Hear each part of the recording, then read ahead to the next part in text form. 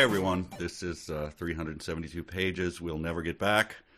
I am Michael J. Nelson. I had a bit of a cold. I'm just going to say that off the front so that you hear a little strain in my voice. Please forgive me. Yeah, you started off. Well, hey, everyone. This sounded like you're about to, the first episode after your, nude ramp through the grocery store had been made public, and you were sort of addressing the haters. Yeah, Jay Leno was going to. What were you thinking there? What was going on? Yeah. I don't make very good choices, Jay. No, it's sorry. It's the cold. Blame the cold. Well, we're going to soldier on. Well, I mean, if you've been taking cold medicine throughout the your past 72 hours or whatever, it might have, I don't know, had the reverse effect on this book of making it make perfect sense.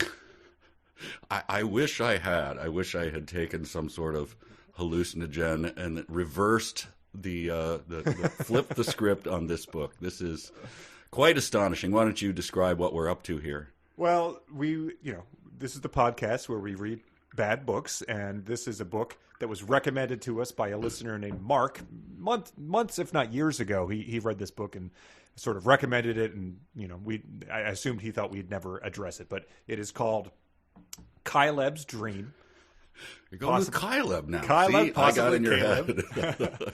Written by Kaileb Varney. It is a self-published book from, I think, 2019, but 2018, I think, yes.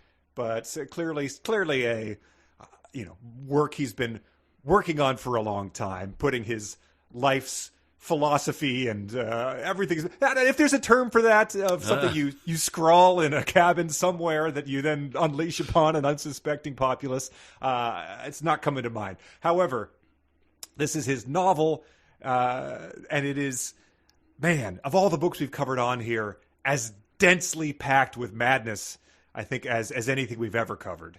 I will just say off the bat, I have never, not even close, with dumb sentences of the week, where I'm just like, bam, that one, where I'm just like, okay, I gotta stop.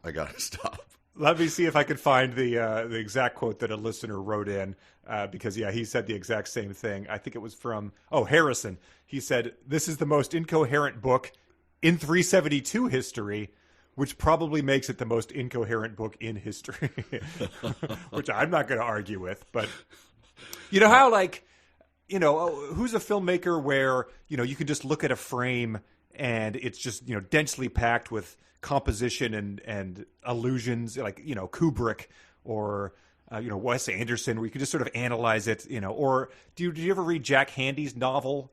I never read his novel, no.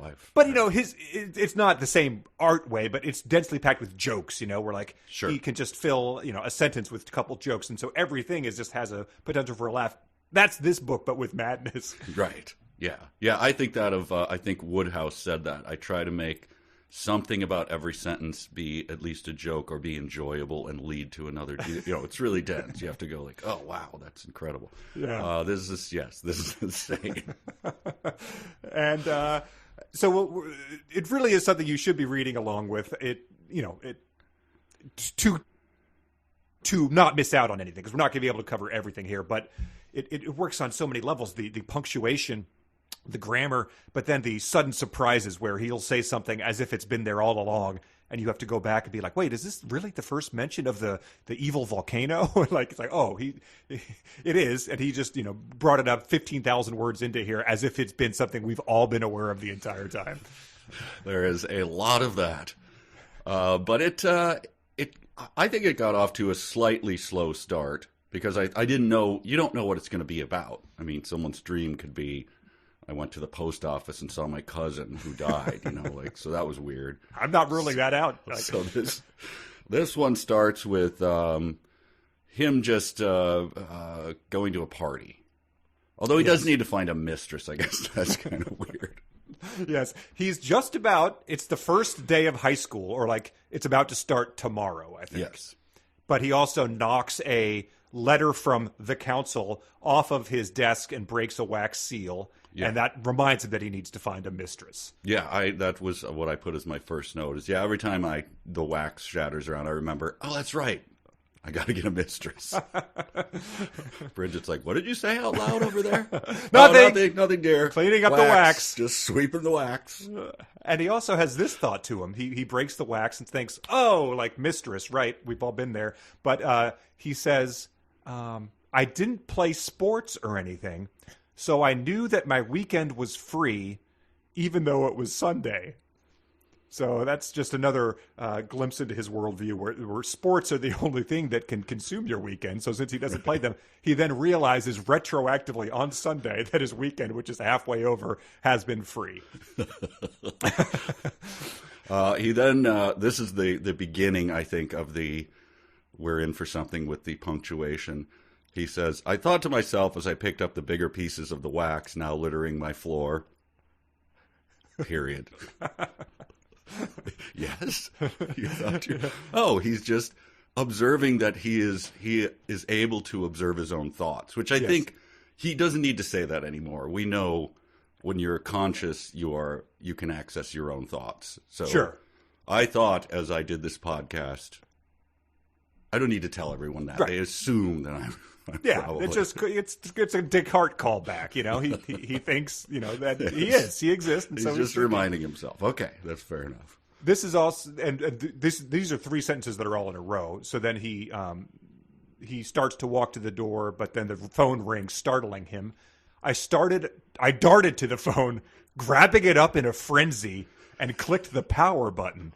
So again, 2019. But so this is the sort of state that he exists in, where the phone ringing triggers a frenzy of answering it. And then the unknown person on the other end who's sort of giving him grief about not having a girl. Got it. He's 15, right? Yes, it's the first day of high school. But anyway, he actually sounded surprised, yet sarcastic. God. Here we go. It's happening already. He said sarcastically. So who does that remind you of? Oh, man. More of that to come. Oh, absolutely more of this to come. It's amazing. Why is that the case? Why does it keep coming up? How are all these authors related? But so what did he say that's surprised or sarcastic? He's invited him to a party that had been scheduled for this week. He says... It sort of sounded to me like an exchange between Tommy and Mark in the room, which is, again, not going to be the last time that comes up. Man. Party? He had forgotten about the party we had scheduled this week. Anyway, we're going to have food like burgers, hot dogs, sausages, and other things, salads, cakes, all the usual stuff. That is, if we haven't already, we're going to break the record for commas in a sentence in this because he throws them out. I saw someone remark that it sounds like, Shatner's reading of Rocket Man. Yeah. That just came up the other night, and Bridget said, he was kidding, right? I'm like, no, he wasn't kidding. It was 1973. Yeah, he did it once and assumed no one would ever think about it again. Yeah. I packed my bags last night, pre-flight. Which he gets really irritated when people do an impression of him and do that pause. He's like, I don't sound like that.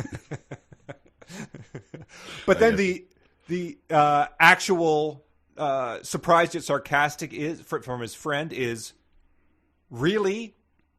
Okay, really? Man, that's a bummer. You need to really get a girl. This is the third party, and you've come along to everyone so far. But isn't that also Johnny? Maybe you should have a girl, Mark? Oh, yes. Wow. And this was the first time I noted it, but I noted a lot, is like, did a human write this? I mean, presumably he did, right? It's a but question. It wasn't run through the Alta Vista translator from 1997 and then out again the other side? Yeah. Turned into Spanish and then back into English or something? What is going on? Nobody talks like this. No one talks like this, and no one writes like this. But I don't think we can. We got to go with what we know. That this is a guy. And he put it out there. Like the listener Mark sent in some things, promotion he was doing on a self-publishing forum or something, and he writes this same way in that note. We can cover it if we have time for emails, but it's it doesn't make you think like, oh, like he's a he's not writing it like, teen text speak when he's talking on the forum. He writes, with the commas and the misused words even when he's posting on a forum. Okay. So then this is the first hint. Till now I thought it was just sort of this is mundane or whatever. And then the sky was slightly cloudy. It was 70 degrees. Good to know. I didn't drive, so I just flew. It's like, all right, I kind of passed over like I don't know what that means. Yeah, maybe a Plaz car or something. Yeah, like we're getting ready for that. But then my first laugh out loud. I never was a fan of crowds. Probably, I suppose I should do that as Andy Rooney. Exactly what I wrote. Yep. I never was a fan of crowds. Probably because it reminded me of the war in Egypt with Nubia. What? Oh. And bam, we're in a new place. We've taken off. Wow. Turned the dial to insanity. Yeah, he goes to a party that has around 30 or 40 people. But that's fine with him. This is not a big enough crowd to remind him of the war in Egypt with Nubia. He's fine with this one. Right. So it's a term I'd never heard. It was a light party, and then he goes on to tell you what that means. Meaning there were only this many people. Like, okay, that's I never heard the term light party, but no, for they're still in middle school, high school hasn't started. That's a lot of people to get together. I guess they were going to ragers up until this point. And speaking of ragers, the next sentence after Nubia is the smell of grilled beef. Yes. Sausage, and other meats, a variety of 80s meats, of which were gently but lovingly glazed with the smoking barbecue sauce, filled the air. And just in case you're disappointed, like, oh, he sort of just talks about the meats and then moves on to the atmosphere of the party. Do not fear. The smell of meats, breakfast in general will be a major theme of at least these first two chapters. This guy, they say never go to the grocery store when you're hungry. Never write your manifesto when you're hungry as well. You'll just grilled of which, so the grilled meats. But then we get, speaking of familiar, I mentioned sarcastic earlier. See if this rings a bell as well. Most of the girls here were about 2 years younger or 1 year older than I, so I was at an odd age. I mean, I've never, when I enter a party, I never go like, oh boy, that guy's old, that guy's younger, that's older, younger. I'm at odd man out. I gotta go. Sorry, everyone. You're at the exact average. You're at the most normal age here, sir. But if you did walk into a room where most of the girls there were about 2 years younger or 1 year older, you would think that is kind of odd. That it is strange that this is how this has broken down. I guess since a lot of them were 13 years old. Sure. That is a little... Right. When you do go to a party with your fellow freshmen in high school, you probably are going to have a very similar amount of variance here. Yes. And were the 13-year-olds grilling the meat gently but lovingly glazed? Yeah. I don't remember the first time I manned the grill at a barbecue, but it wasn't when I was 13. Okay. Not a lot of responsibility for grilled meats and, lovingly glazing things. But how about this? This is also odd. The attendants were grouped together, guys, girls, those who were dating, those who were sports fans, and other interesting variations. So he's mentioned sports a couple times here. It doesn't come up a lot after this, but is it like, your stereotypical bartender where he's, asking people like, what can I get you, sports fan type of thing? Or is he just trying to point out that he doesn't know anything about sports? He's like the alien going, there were also sports fans there. What is it? I don't really know what a sports fan is. Right. Yeah. Is he saying that like as if these are weird people? Like, what are the other interesting variations? Like and then there was the people with webbed feet and, a whole group of people who had misspelled tattoos. We all flew there, so we're all the same that way. Over there, they were talking about how the holdovers was overrated. So that's all sorts of very interesting groupings here. Well, then we get to the first oddity, at least for me. This is physically, I don't know what's going on. I was looking down, at the blank tablet I had brought with me when she approached, period. I was frozen, no punctuation here. I was frozen, unable to comprehend anything. She continued to walk and then finally sat in front of me. What is Is it like the dream thing? Is it what's the paradox where you can never get to the end of the race? Oh, right, yeah, the halfway there all the time. Or punching in a dream is always like that. So maybe she's like that. She can't quite, and then finally she gets there. But he's looking at a tablet. Yeah, and so she's continuing to walk. It's just hard to describe. How does that work? I don't know. Yeah, and like dream is going to excuse a lot of things probably in his mind here, but just you can, if there's any. You couldn't excuse Antigua. You could say the same thing. Okay, it was all a dream. That's why all this terrible stuff happened. None of it made sense. Like, right. It is also the first mention of the tablet he had brought, and I think the only one as well. It is, yes. I don't know if it's a sketch pad or a electronic tablet. I don't know. But this is turning out. This is the first girl who approaches him, and she says, "My name, it's pretty long. So why don't you call me Hope?" And it never expands on how long her name must be to need it to be shortened that much, or whether that's her real name or whatever. Well, then here's why I didn't excuse him from all of his weirdness, is because he says it was the girl from my dreams. Okay. And I don't think often in my dreams I don't reference other dreams and go, so this is not a dream, presumably. Yes. Yeah, he does. He said something. He had an introduction, and he said, this story is meant to be a fictional account of a continuous dream, one that regularly occurred. So whether it's continuous or regularly occurring they seem to be exclusive of each other. However, maybe he wrote that part in a dream too, so we can... She yelled ecstatically is a thing. I won't give you... I have lots of Sonic challenges, so I'll skip that. Let's dole them out judiciously. I'm going to be... I don't know what this means. This is in their exchange. It would be a pleasure, senor, period. She said also, remembering a dream, comma, same one that I don't know. Any clue what that means?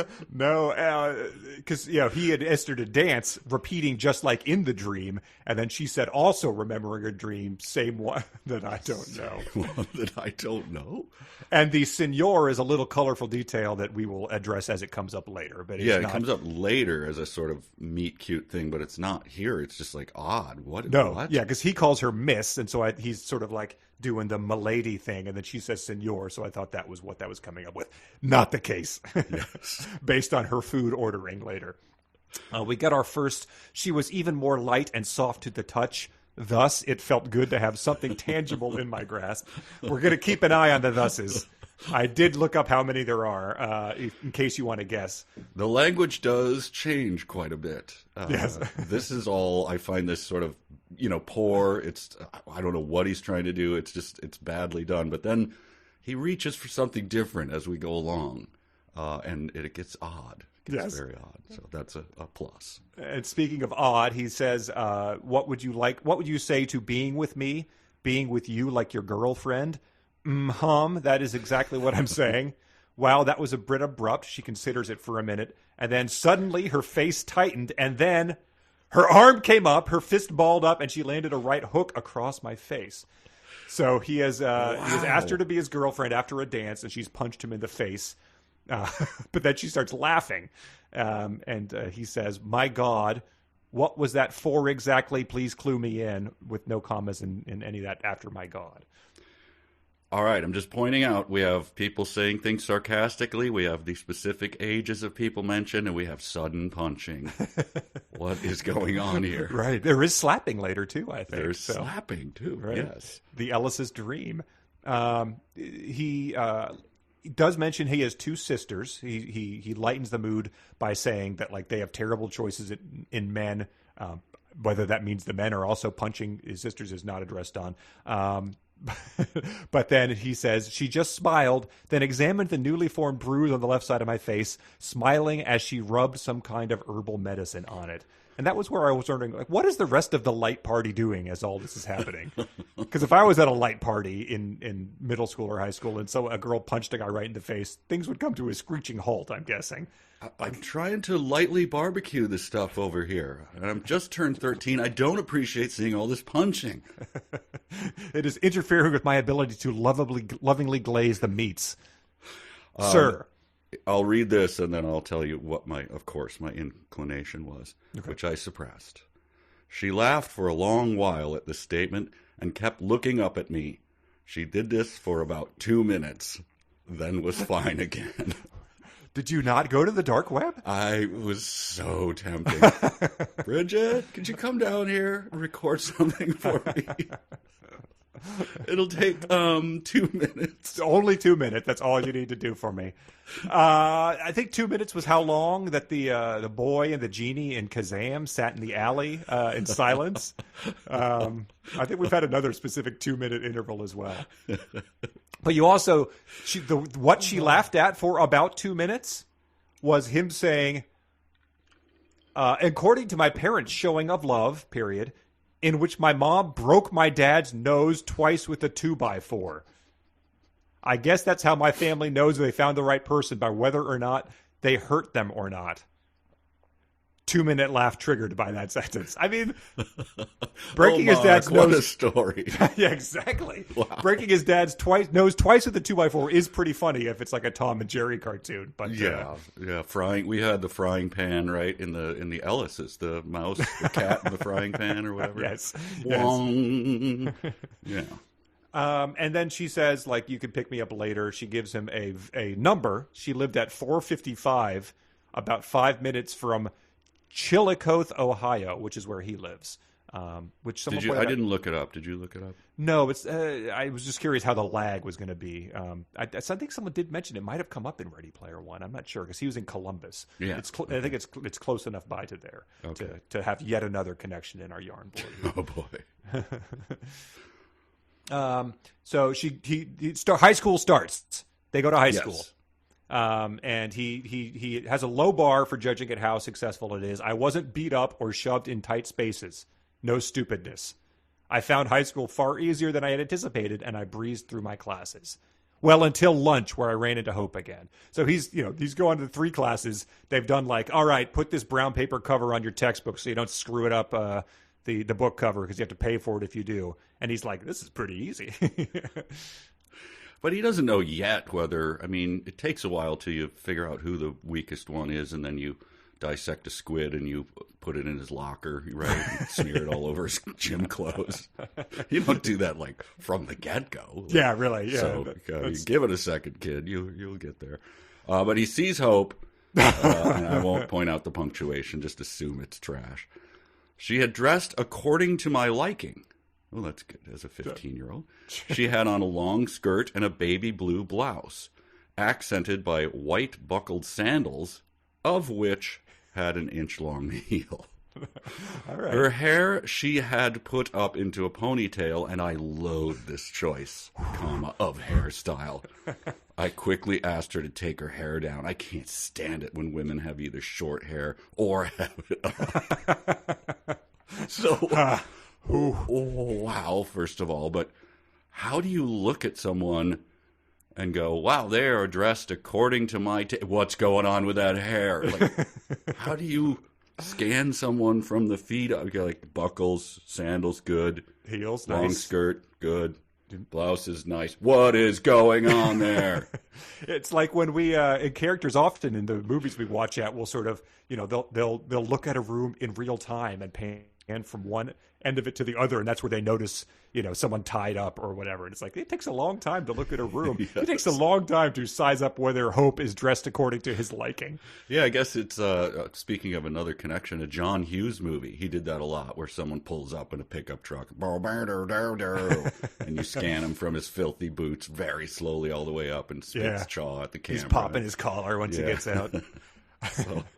But then he says off-putting, whatever this is, how he loathes it and demands that his girl he met yesterday change her hair according to his liking. However, he says, I quickly asked her to take her hair down, and then, hey, Hope, nice to see you again. I trust you slept well. So he's sneered at her. He said, take your hair down. And she does it, and then he backs up and says, hey, Hope, nice to see you again. I trust you slept well. Let's just restart here now that your hair doesn't disgust me. Oh, if only she had punched him again, but she does not. She is respectful of him and hopeful. And she says this. She could see my hands shaking because he's like asking her out. She could see my hands shaking and could tell my words were irrational. I don't think that was the word he was looking for there. I mean, it was what he said was rational. He didn't come up and say horse potato cream pie balloon time. Yes. He asked her out. Yeah, or just, he makes a big logical fallacy, and she's like, "Oh, you're quite irrational." He asked her out for dinner, that's all. Yeah, they are going to go to dinner that night, I think. 15-year-olds. And speaking of, so that's, his hands are shaking. He's demanded she take her thing down, and he says,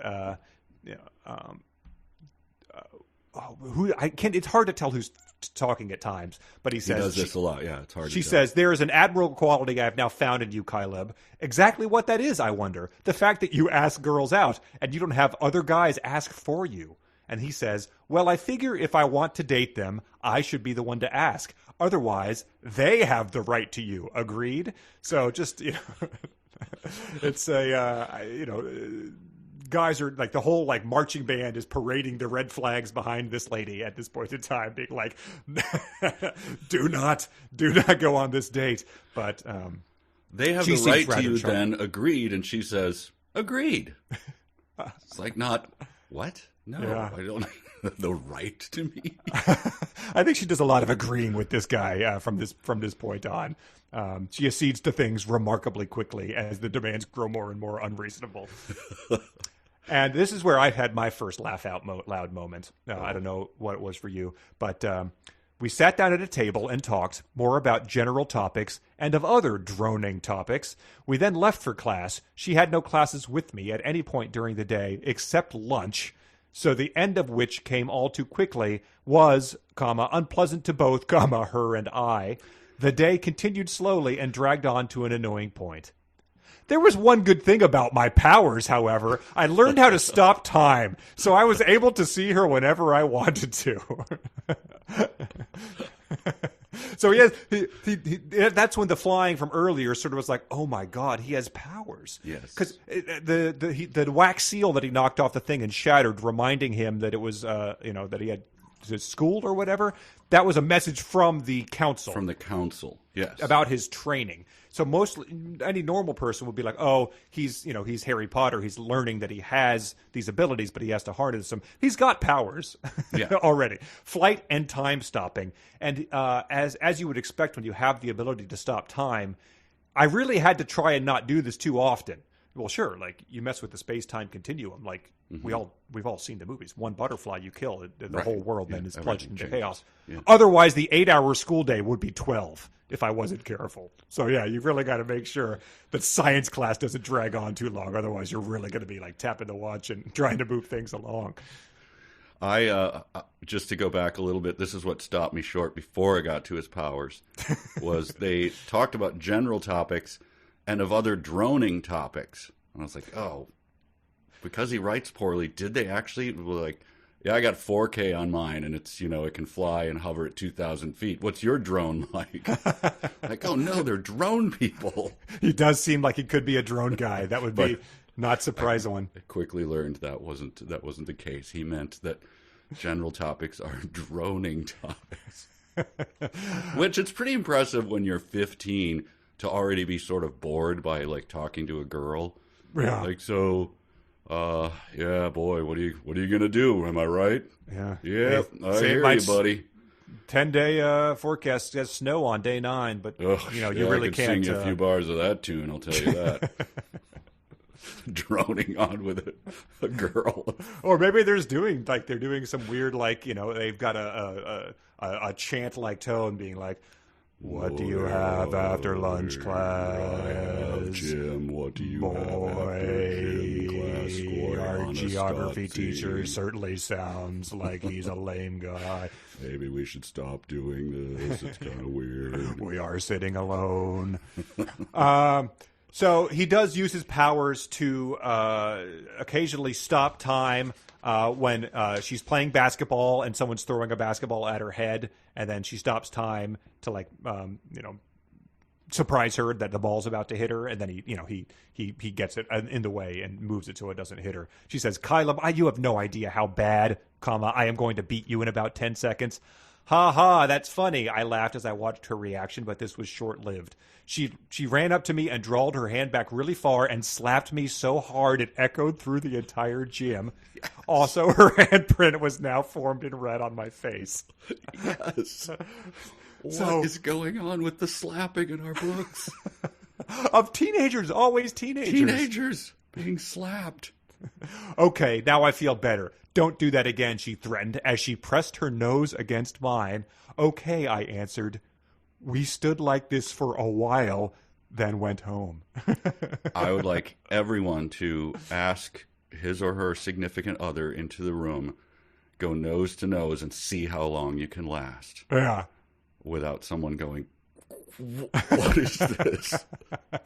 In the middle of a crowded gymnasium full of other teenagers. Go to your local high school. Yeah. Make sure that there's a bunch of teenagers in it and stand nose to nose with your significant other and see how long those teens tolerate that. Oh boy, yeah, that is weird. So then they arrange their dinner. Yes. And 15-year-olds when they go to dinner, they really do it up. They do it well. But he goes to her house this way. I think he gets ready. Yeah, white shirt. Tie, no, this is a weird thing that he does. Gray it was, with a white shirt and a tie. No, the tie was too much, forget it. I don't like this. With no punctuation. But here's the confusing thing. I jumped into the cool noon air. Mm-hmm. What? It's not. We know... He stated the time. He agreed that they would pick her up at 7, and they already had lunch. He was at school, and he had lunch. Then they stood together after lunch for quite a while, nose to nose with her. So even if it's a late lunch, the time has passed since then. So did you understand that at all? Of course not. Okay, all right. No, but and then the lead, you focused him on picking out a tie, but it's too much. He does say, "I don't drive, I fly," and then when he's getting dressed, he says, "I tossed it aside, then put on my dress shoes and, slicked my hair back. It was easier for me to fly this way without messing up my hair. Plus, it added to the whole aerodynamics thing." So maybe that's like what Boeing is doing and why doors are flying off planes. They've got guys that are like, I don't know, put the handle there. That fixes the whole aerodynamics thing. That's just good engineering. So he goes to the house. She did not give him the wrong address, which he speculated that she might do that. A fake address. And he calls her Miss, which I think is a weird thing to do to a obviously married woman. Well, yes. Oh, right. Because it says the door flung open and there within its confines stood her mother, which is my first settle down moment of someone answering a door. Oh, yeah. Here's the thing. I had a question before that. I walked up to the door and knocked 2 or 3 times as if cued someone answered. Isn't that how the door thing works? It's a natural reaction to someone knocking on the door. As if cued. You did cue them. Yes. You knocked on the door. Yes, you set up This is a thing we've all agreed upon in stimulus a lot of response. Cultures. Yes. Okay. And then here's where it gets exceptionally confusing. Because there's just lines of dialogue, nothing specified. Unattributed, and then he doubles up, yes. So someone will say 2 lines in a row, but there's no way of knowing what it is. Yes. Right? Yes, exactly. It says, thank you for, she says, take one of my cell phones. So the mom's just got a ton of burner phones she lends out. Thank you for letting me. I will have my husband take you both to the restaurant. So the man in the 4-door car, he's your dad? He quickly said yes. But really, it was Fireball. I wrote, what in the name of hell is going on here? I used harsher expletives, but yes, that was my exact reaction. Fireball was mentioned in the introduction. Just if you're reading at home, if you're not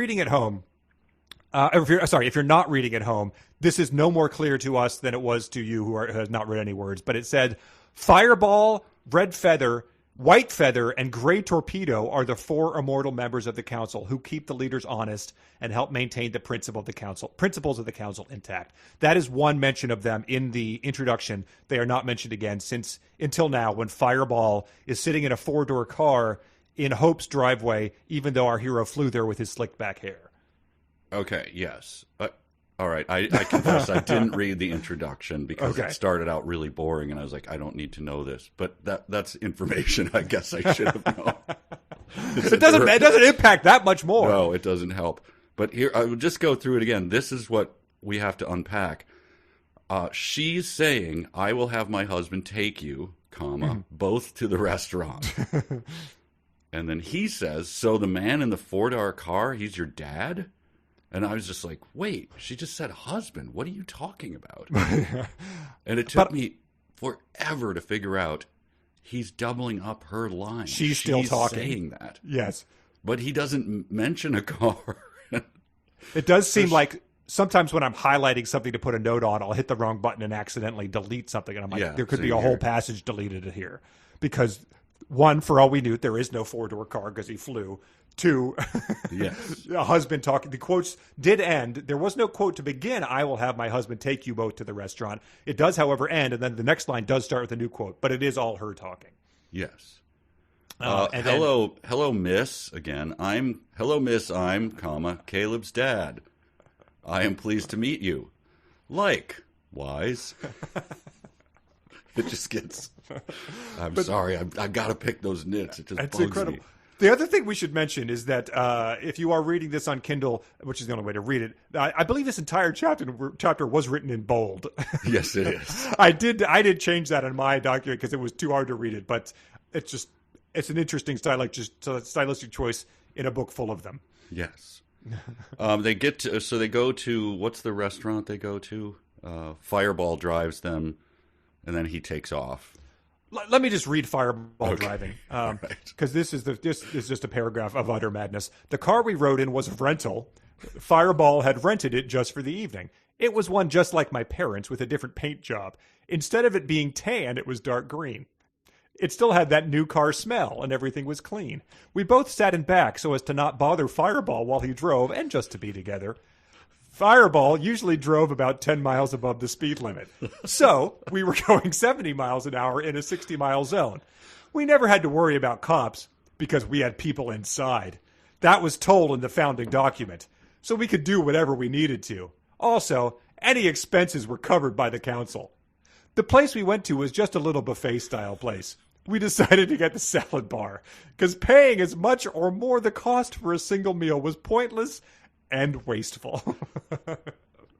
So this is an all-powerful council. They're covering all expenses, but he's being quite thrifty with the expenses, getting a salad bar in a place. And Fireball is just renting cars, driving 10 miles and over the speed limit. There's a lot to unpack.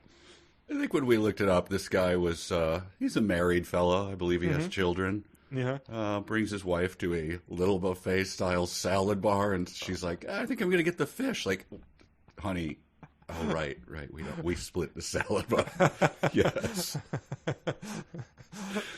He says, and he points this out too, so he probably does this to his wife. Should I get this? I paid for everything, he says.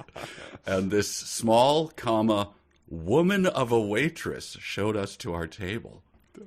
How'd you like to be described? Ladies, you like that, huh? Small, woman of a waitress.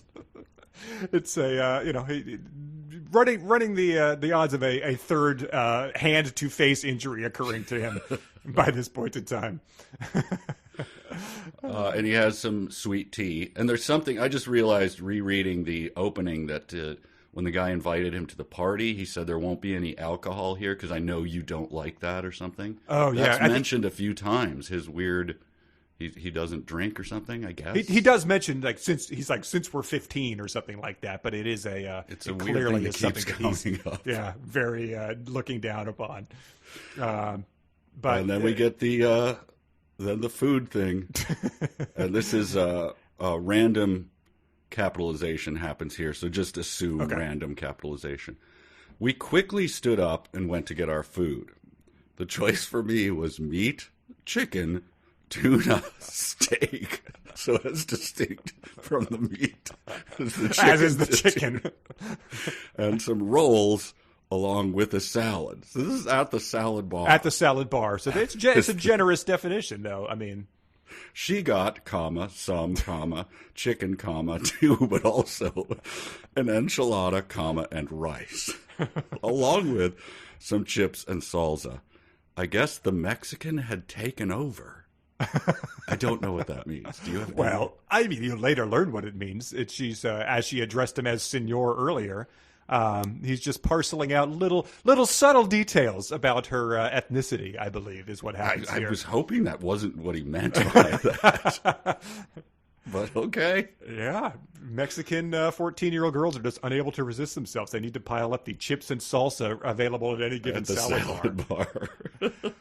But, I mean, so, that's a weird detail to sort of just infer upon people. It goes from, a 3 on that scale to a 700 right here on the next sentence. I politely took both our plates and started to walk back to our table. I had forgotten to mention my crippleness, I soon figured out. I had to hold the plate with my left hand, which meant that as I placed it against my chest and between my arms, not actually in my hand. You didn't know I was disabled? I asked knowingly. No, not at all. I could have got that. Well, it's not as bad as it looks, believe me. Well, I guess we are on the subject. I am crippled and legally blind. She looked, really concerned now. I just wrote, as he said, I had forgot to mention my crippledness. I just wrote, yes. Yes, you had. You certainly had. Crippleness? Is that if I Google that, is that going to return any? I guess it is. It just thinks that you're misspelling. So here's another thing that I guess slipped her mind. Well, I can stop time. Well, I can do so much more. Maybe you can show me. Yes, that's her reaction to Do you remember that I can stop time? Oh, yeah, that thing that shook my entire worldview and caused the upending of everything I believed about the mere hours ago continuum. And as you recall, I slapped you so hard that even now, your face is swollen on one side. Yeah, that woman of a waiter can't stop staring at that hand mark. Small comma woman of a waitress. I do recall that. Yes. That is funny. Is this where he mentions her eating, where she wants to do it slowly, or is that later? Oh, it must be later. Yeah, that's when they get to his house. Eating carefully in between the conversation. Droning conversation? I'm not sure. It does sound droning because they're talking about color, what's your favorite color, and stuff like that.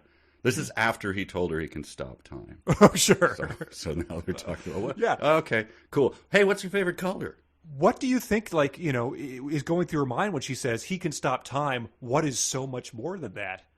Can he go like this and point, and then Jupiter explodes out in the solar system? Yeah, I guess maybe snap your finger and all matter disappears or something. Sure, I guess. Yeah.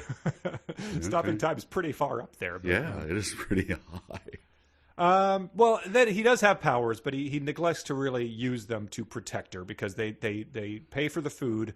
They leave a tip, which is always annoying at these buffet restaurants. You're like, how much do I need to, all she really did was refill my tea.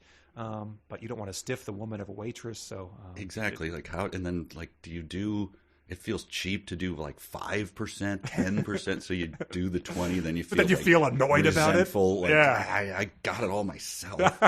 Jeez. Yeah. It's a weird system. But before you get to, I know you want to get to the real highlight.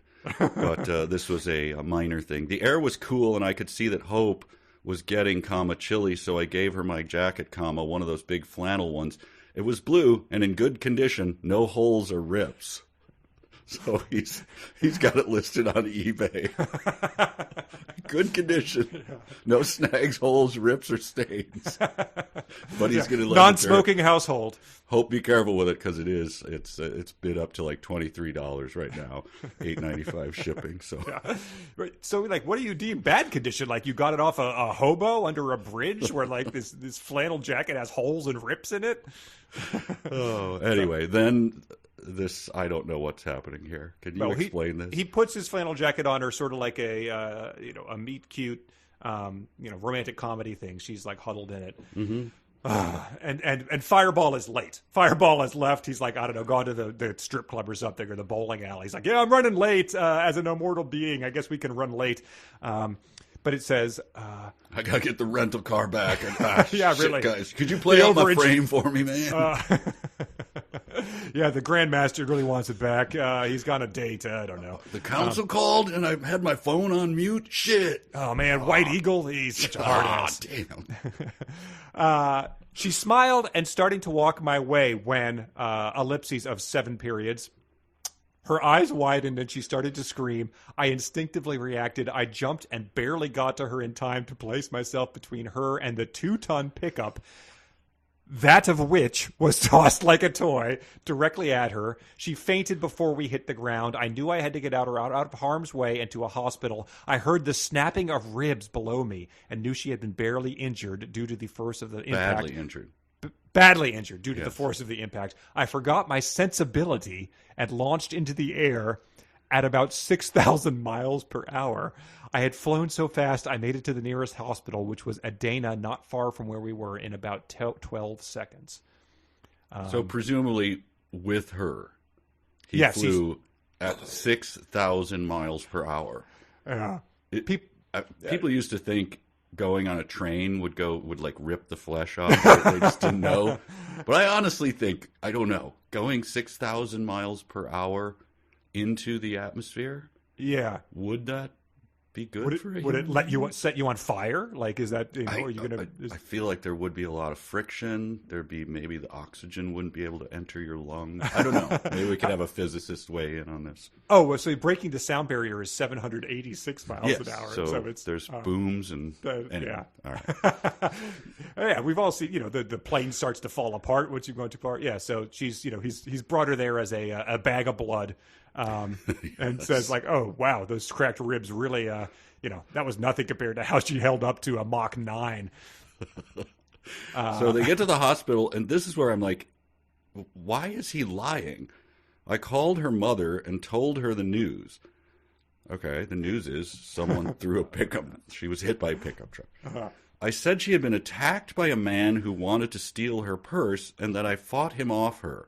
I said she had broken ribs because he hit her with his gun, comma, and fists, comma, multiple times before I could free her. How is that helping? Right.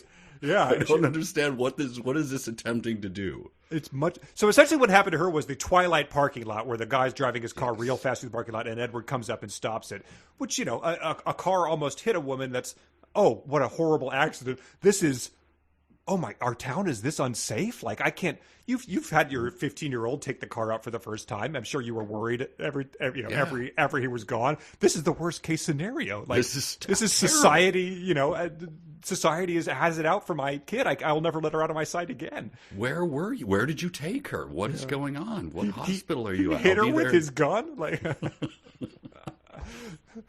but no, it's she luckily bought the phony story and thanked me for saving her daughter. I'm glad the phony story worked because, believe me, it's very hard to explain to people how a stray 2-ton truck was thrown at their daughter. It's impossible. And we're going to take the laughs where they come in this story because they're few and far between, but that sort of made me laugh. Like, as if you imagine Ferris Bueller talking to the camera and saying that. Have you soaping himself up in the shower? Have you ever had to explain a 2-ton truck? It's impossible. But he didn't need to say that someone threw a truck. The lie could have been she was hit by a car. It's the worst thing ever. But yeah, she walked out into the street. Why do you have to say she was pistol whipped by a random robber? The other detail that just is a tossed aside, and you'll be forgiven for even missing it, was I had transformed into my battle suit in mid-flight without even realizing it. Oh, yes. Moving on. No, that's not mentioned again, I believe, for the rest of this segment. So he has a battle suit he can transform into as he's flying at 6,000 miles an hour. And maybe that's what prevents his skin from being peeled off his body or set on fire. Well, it could also be this, which just came out in the middle of talking to her in the hospital. She became very pale and weak. Her voice was low and barely audible. That's understandable. She had a truck thrown. Sedated, yes. I mean, even to my panther ears, I could barely hear her. What? Those are the things that just coming out of nowhere. Wait. You have panther ears. Okay. She has panther ears. He has a battle suit and panther ears and can fly. And that's as he's entered her dream, which is sort of he inceptions. Oh right, yes. She's like sleeping, and he's like, "Oh, I have the power to enter dreams as well." Yeah, and I have panther ears in a dream. He has panther ears, but I believe the panther ears are in real life. But he's mentioned for the first time in the dream, which makes it even all the more confusing. And it says he saw she's scared in her dream, and he finds out it's because it's a demon. And he kills the demon he gets a spike from his, I'll just read it. I shoved a spike from my chest into him, connecting us. I held him there and then slowly sliced his throat. The blood trickled down his chest, separated over the spike. Then he was gone. Before he completely disappeared, he said one last thing. My name is Slayer. Now the demon had a name. This was good. So there's a demon named Slayer who's in her dream as well as his. He kills him in the dream, but he realizes, he's still out there. Which I love that he did the cartoon thing of like reappearing to Bugs Bunny. Like at the he falls off the thing, but then like floats up enough to go. I hate you, rabbit. He's like, my name is Slayer. Yeah, I'm back. Right, Yosemite Sam comes up with the devil horns on, then goes back into the ground. And then he leaves. He goes out to the hallway of the hospital. He's doing his like phone call or whatever. He somehow gets in contact with Gray Torpedo, as one of the other 4 council members. Yeah, but I just want to point out this because there's all of a sudden we get a burst of this is emergency room jargon, and I just want you to hear. The 2 nurses quickly ran in and checked her vitals. One said, blood pressure, good medicine, good. So even ignoring the bad punctuation, do ER nurses or doctors run in and go, blood pressure, good, medicine, good. It's like, is it one of that seems like something we probably got bad medicine in Trucking Through Time. So they're just making sure that it's not, they haven't, Blue Coyote or whatever hasn't given her bad medicine. Right. But speaking of Trucking Through Time character names, we have Gray Torpedo out here. Yeah, Gray Torpedo comes. And he says, did you get all the information from all the databases and off the web? I did, and I erased all witness knowledge of the accident. Everything has been taken care of, Master. And so this is where it is revealed that our character... what is his name? Do we know? Mr. Bow. Master Bow. Master White Bow. He is revealed as being Master White Bow. The 15-year-old freshman in high school. Despite the council offering him a wax-sealed document about his training to begin on the first day of high school. It turns out he is the master already. He can fly. He has a battle suit. I don't know what the training is going to involve. Maybe it's something that, the state of California requires you to do once every 2 years. Like there's sexual harassment training or something. Because he seems pretty adept at doing a lot of master stuff if he's flying this fast and stopping cars and killing demons with spikes and dreams. And the characters are meted out in a very strange way here because all of a sudden we get his name, we get the White Blades Council, we get DNA codes, yes, Grandmaster White Bow, and then this is hilarious. Yes, this is it. He calls it, do you need something, Master Whiteboat? Yes, I want Sylvia Ball, Fireball's wife, at my location meeting. Sylvia Ball is Fireball's wife. So yes, Fireball has always been 2 words, and it turns out that's because Ball is his last name. And his wife took his last name. Sylvia, Nay Reynolds or something is now Sylvia Ball. So we have Hope, Gray Torpedo, Fireball, Sylvia Ball, Slayer the Demon, White Bow, Red Feather, and Star within like 10 lines. Like this all just happens immediately, right? Yes. Yeah, it's amazing. I don't know if Sylvia comes up again, but all these characters are introduced, essentially for the first time in real time here. Yes. Fireball is their son, or Fireball has a son? Oh yeah, Fireball. Fireball has a son. Sorry, Fireball is Sylvia Ball's and Fireball's son, and I believe that is Slayer. Wait, what? Oh yes. Slayer is Fireball's son, and he says like Sylvia and Fire, the Balls, Mr. and Mrs. Ball, are priests. Yes, and their son is coming home from the institute where he studies to visit. He has a demon. Winter break or something. Oh, right. Got it. The demon has taken over their son. He's possessed, yes, their son. What's his name? It's not Slayer Ball. It's Slayer has taken over their son. I don't know what their son's name is. Oh, yeah. When were you going to tell me you had a son? That's a new thing. He says to Mrs. Ball. Well, How old are you putting Fire and Sylvia at? What are you tagging there? I mean, if he's posing as his dad. Yeah. So. But I think it's later revealed that he's being mastered for 1,000 years, so I have no idea how aging works here. Yes. But he yells at the doctor at this point because he's it's like a go team, right? It's this scene from the action movie where track that down. I need 30 seconds. Okay, we got it. Gray torpedo. You get the blah, blah, blah. Then he says to the doctor's like, we're going to keep you. He's like, no, she's going with me tomorrow morning. Release her now, I said in a stern voice. Excuse me? You have no right to make such demands or accusations. Wait, what? I made demands. What did I add? Did I accidentally? Did you accuse me of having bad medicine? I don't take my own drugs in the back room between shifts. How dare you, sir? I'm not, I did not say that. Inseminating the patients with my own sperm. That's what's crazy. I'm not knocking them out on the table and then doing things to them. How dare you insult me, sir? But he does take, he does. What did he say? Oh yeah, how dare you tell me that you have a son? It's like he does get a little hoisted on his own petard here, because that's exactly what happens to him here as he then reveals his Wolverine-like claws to the doctor. This is great. My claws now burst from my knuckles, and I stood waiting for him to sign the papers. My patience with him was thinning. He's just like, I saved this girl, this freshman in high school. We've got all of her vitals. I saved her life. The medicine good medicine good.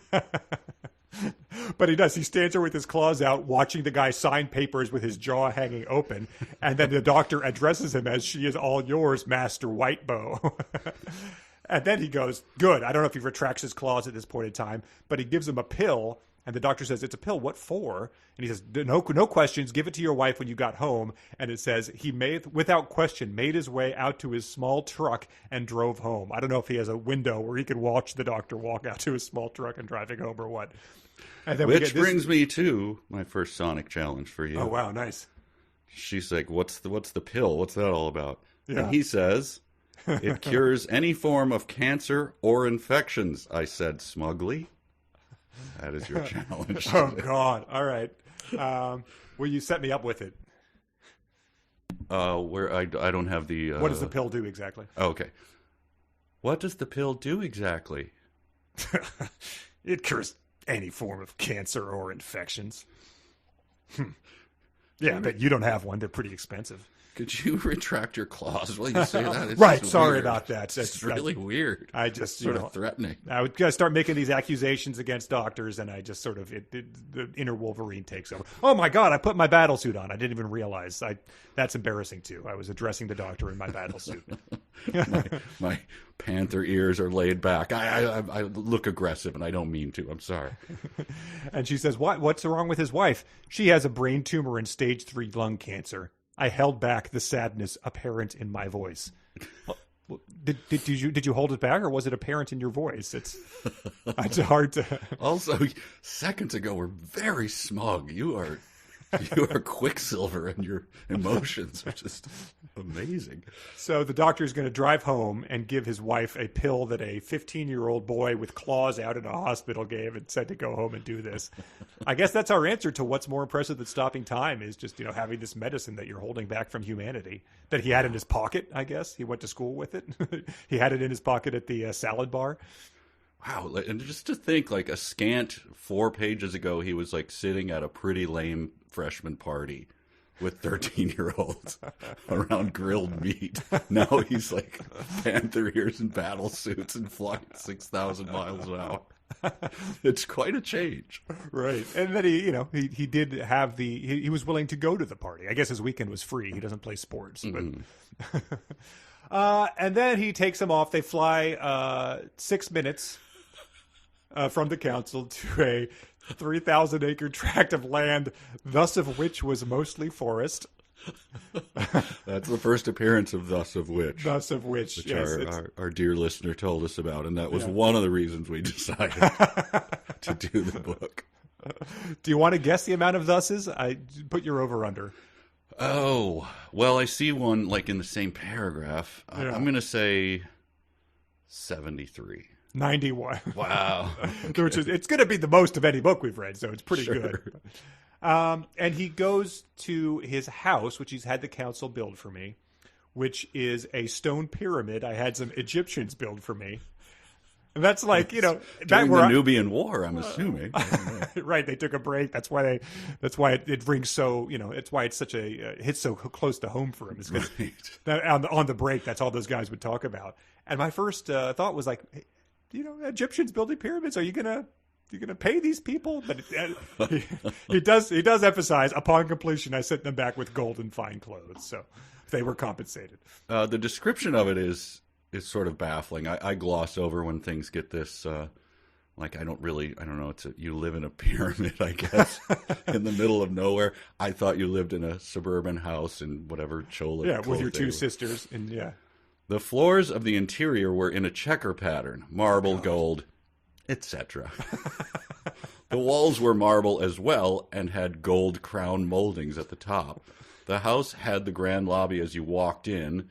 To the left were 4 doors. The kitchen, this is uppercase, the master chambers, guest chambers, and recreational activities area, which does not sum up. And then it goes on and on and on. It describes like how many baths and... Oh, my God. A formal dining room which seats about 3,000 people. And then second person comes up, too. Finally, the stairway as you walk through the living room. Wow. So, nice. Yeah. Their authors can't help themselves. No. It really reads like one of those Zillow houses that goes viral. That's like, doesn't look like much on the inside, but wait till you see how they decorated this thing inside. And it's like, they tried to do their best, like it looks like a Vegas Roman casino or something. But well, and then keep in mind his age. And as for the stairway going to the upper levels, as for that, I was thinking about this level was one grand room as well. It was a ballroom. Dancing, parties, or just general odd occasions were held here. A separate door led into the massive room. So what is a general odd occasion? Would that be one of those Eyes Wide Shut parties, or like what is? Yeah, not a light party for sure. Odd occasion. It's a massive room. I don't know. Phone parties, are those odd? I don't know. When you invite people that are less interesting than the sports fans at your party, that's what you do there. Ed, stop lightly grilling meats in my odd occasion room, okay? That's down in the kitchen with a capital K. And I think one of the other rooms. The one in of which led to the basement went to the library. So there's a library basement. The entire lower level, so I guess the whole library is a basement. It's not thus of which was a library. Holds a quarter of the books in the Library of Congress, or at best enough books to fill a local library. He does later emphasize that it is a quarter of the books in the Library of Congress. So he does give us the option here. I looked it up. The Library of Congress holds over 39 million books and other reading materials. So he does have 10 million books here in his pyramid. Okay. And they just built that for him. So it's sitting there. Yeah. Have you've gone to? I mean, in Nashville, there's the Parthenon, right? Yeah. I've never gone inside because I didn't want to pay. It was always closed when I would go. It's been closed for the last few. It's open now, but it's been for a while. Anyway, it's a replica of. So it's like, it's not something, it's big. It's the same size, I believe. Mm-hmm. So it's large. It's not something you miss as you're walking, down. So there's a pyramid in Ohio. Is that where he is? Is he still in Ohio? Nah, I think he's gone to Mexico or South America. I believe so. He goes 6 minutes. It doesn't say 6 minutes. We went to his house, which is 6 minutes from the council. Oh, from the council. 3,000 acres of land. So, okay, based on what happens in the next chapter. Oh, yeah. Later on, I think we do learn it is Mexico. Yes. But there's a pyramid. Again, yeah. It's like the Bass Pro Pyramid in Memphis. Did we not just have a pyramid in our last book? Yeah. That was also, sort of hiding in plain sight. Incredible. Anyway, he lives in a pyramid. And this is where we finally get to it. Mm-hmm. Who are you exactly? I am Master Whitebow, no punctuation, leader and protector of the White Blades Council, thus of which was founded over 7,000 years ago. I want a thus of which t-shirt. We got to make it happen. And then she responds, okay, so you're possessive. You're 7,000 years old then. No, I am 15. I will live for 1,000 years. Gah, can you get it together? Do I have to draw you a diagram? This is basic stuff here, Hope. And she says, she then responds to that with, why do you need a mistress to conceive a son or something? This is something that happened in the hospital. He was on the phone to White Eagle or something, and is like, all right, I think I found the one. She is mistress, just like I am Prince from the last book. He thinks he has found his mistress here. And he responds to that with, that is optional.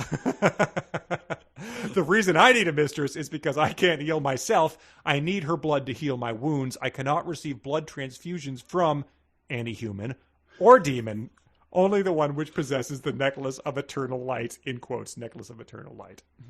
And then, so that's a lot to take in, but then she begins asking questions as though it were an FAQ for like a piece of software that you're using.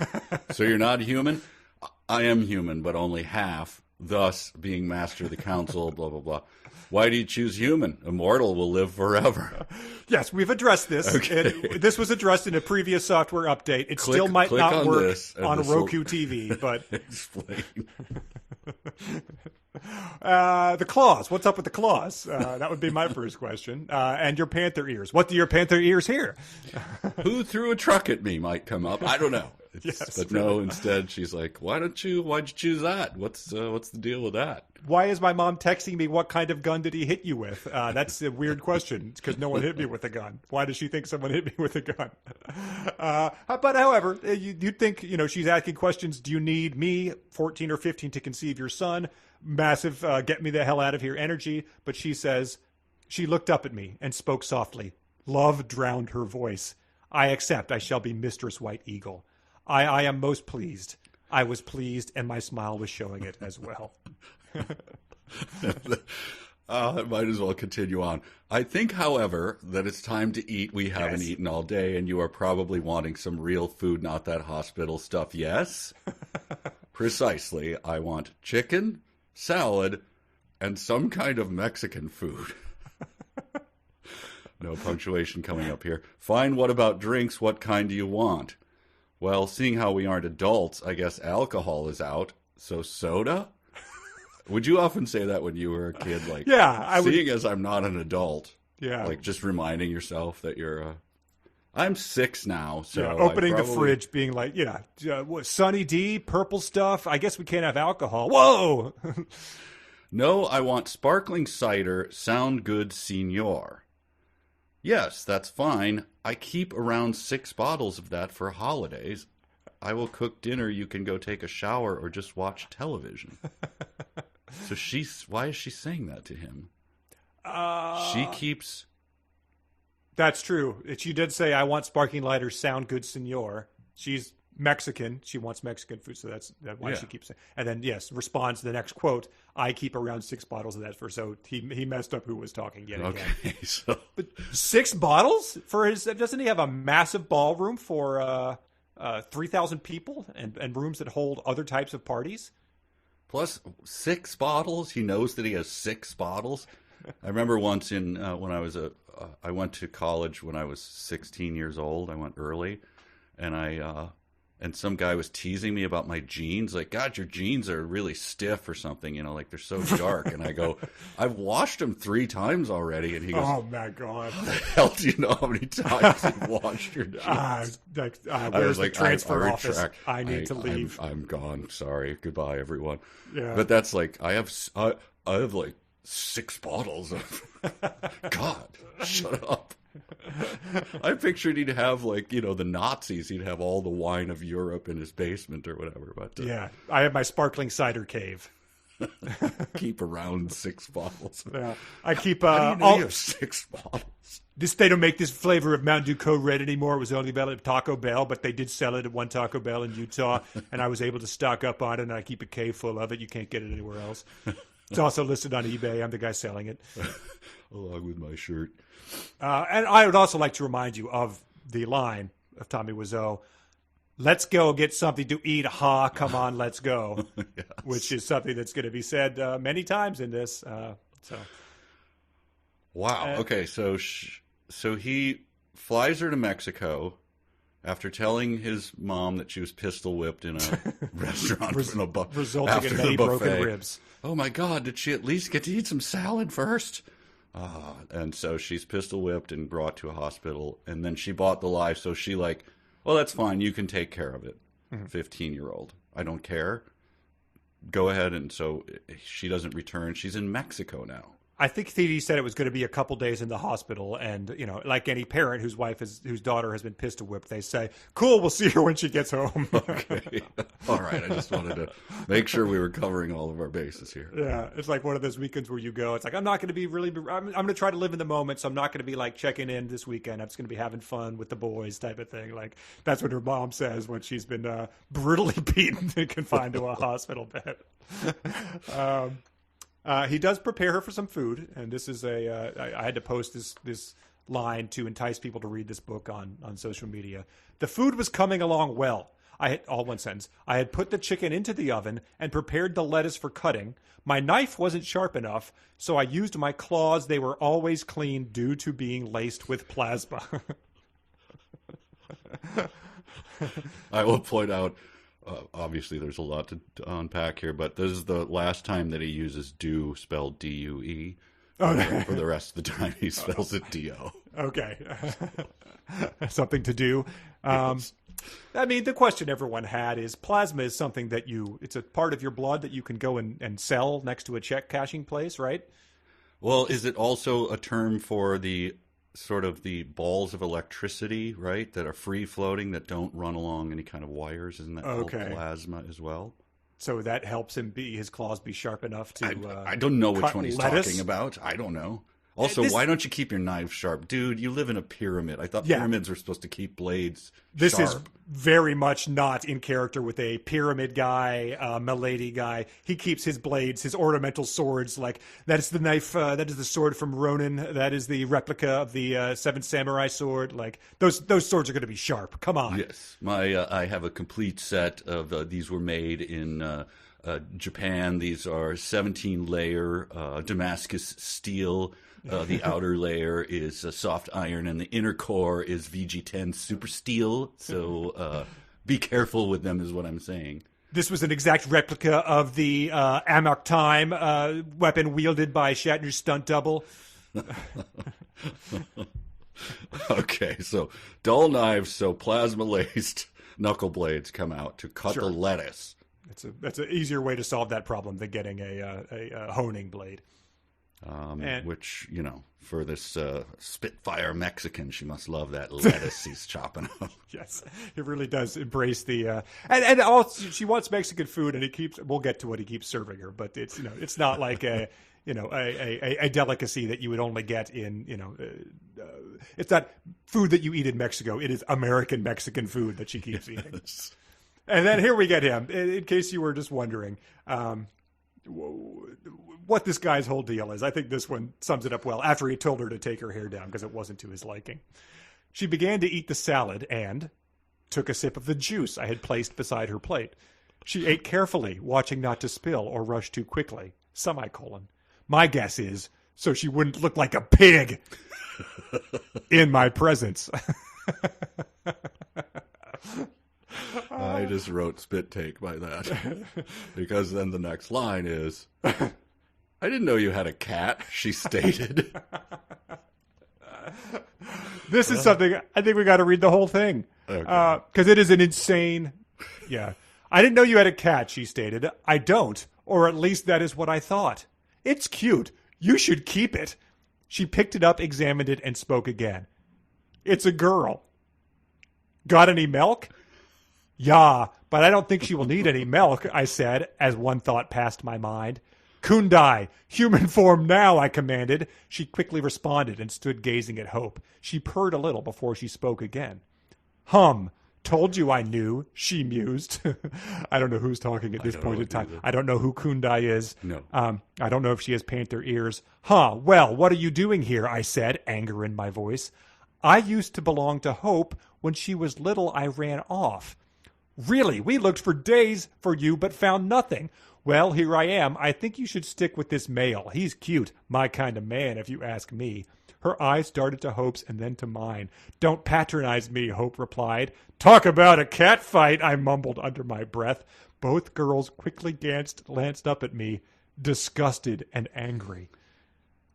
And then the next sentence is how it ends. Oh, we should, this is a sonic challenge for us both. Do you just want to read it ready? now as written? Yeah, let's read it. Both ready? What? They both said. What exactly is that supposed to mean? You hum. Well, don't expect any sympathy from me tonight. That's exactly how it's written. They both said that. So that is they both turned and stomped into the living room. The kitchen was now silent, and I stood watching as they walked away, trying not to laugh, but couldn't. Oh, the I kitchen laughed. Lowercase, so different kitchen. Well, yes, that's the plasma kitchen. The knives in the capital kitchen are all sharp. I laughed at this occurrence for some time, then slowly and carefully made my way to the living room. In my mind, possibly the strangest section of any book that we've read.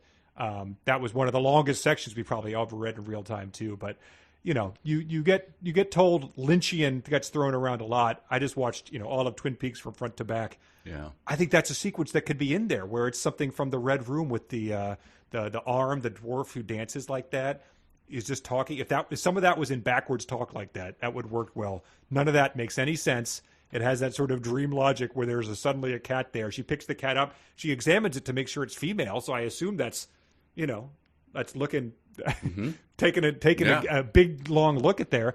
And then the cat becomes a person who says she used to live with Hope when she was a little girl, but I ran away. It's insane. And he knows her as her cat form? It's Kundai. Or Kudai, sorry. Let's see if Kundai is ever mentioned again. So anyway, the 15-year-old, well, he's 15, right? But he's going to live to be 1,000. Yes. Okay. So the two ladies, the Mexican Spitfire who he just gave lettuce and chicken to, because she's Mexican. Oh, you're going to want to put some shredded cheese on top of your taco, which is obviously in a crispy shell here. Meat, cheese, and burritos, isn't it?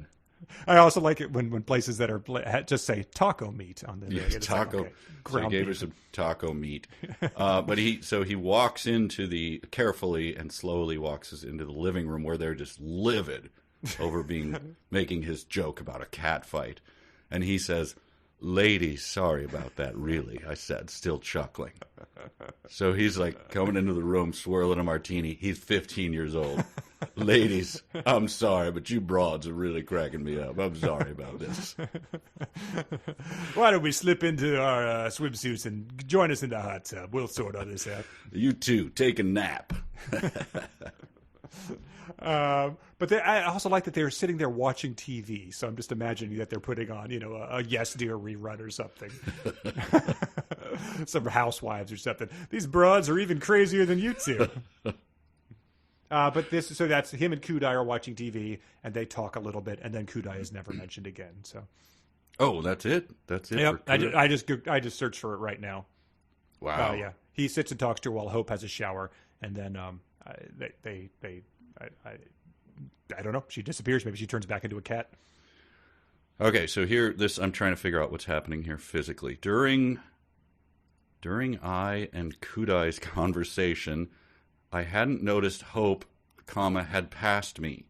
She now sat leaning against me on the couch, holding 2 plates of food. I gestured her to give me my plate and thus began to eat some.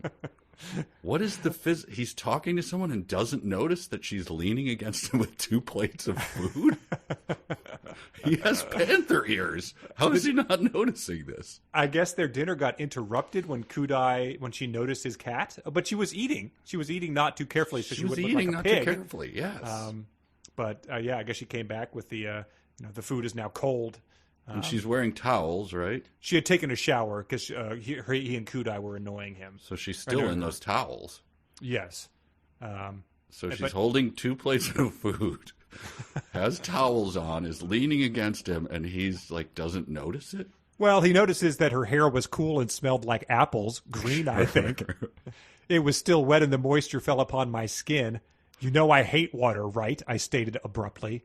Sorry, is my hair bothering you? If so, I can move. Stay your place. You're fine.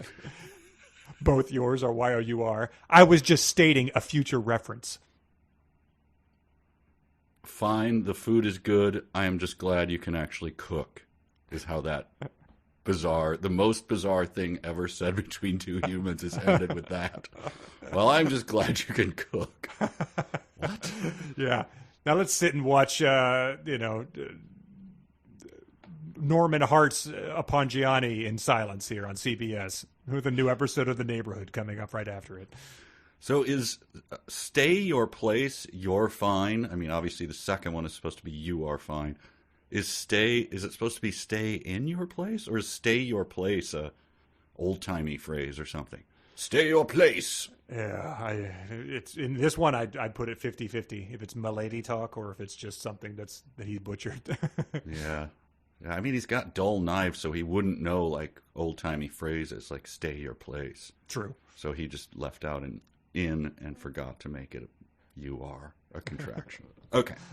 All right. Well, let's, we got to move forward. He does make her breakfast, which is an omelet and 2 glasses of orange juice, which took about 15 minutes. That's after he sees her sleep with her hair as oily and covered the pillows on which her head is rested. So at some point, she dumped oil in her hair.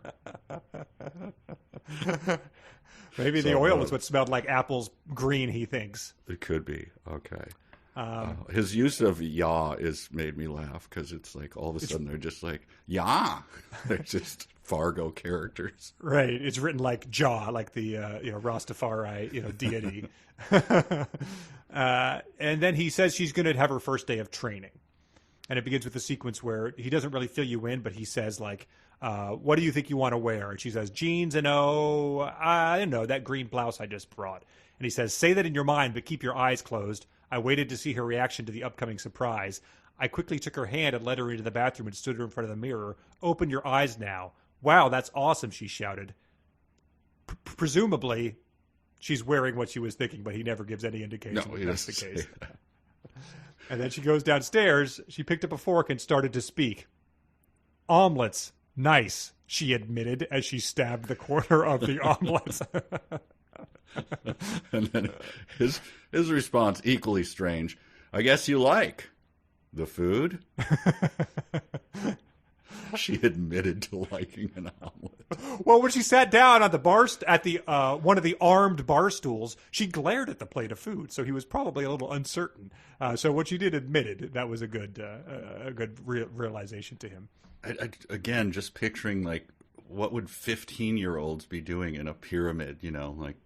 She's like slinking into chairs and like sitting down and like demurely eating omelets and stuff. You're 15. You're like, where's the video games? What kind of TV you got here? Do you even get Wi-Fi? God. Yeah, really. They're not obsessed at all with what their friends are doing at this moment. She takes it all in stride. Yeah, she's there. She loves it. But they power down your standard pre-karate training breakfast. It takes her an hour and a half to eat the whole thing. Really? It says she finished the whole thing in about an hour and a half. So I don't know if it's one of those like novelty, like, this omelet has a dozen eggs. If you finish the whole thing in an hour and a half, your breakfast is free. But then they go to train, and she says, so what are we doing first? Punching, kicking, what? She said with much haste. And he says, we're standing. I noticed a sudden confusion in the face.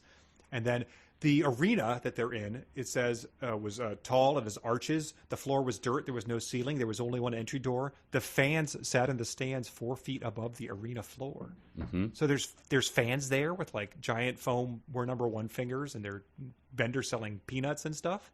I was confused too. Like, how does he get the crowd in? I mean, he's got a producer, I guess, who goes around, with the people are kind of wandering around like the pyramid.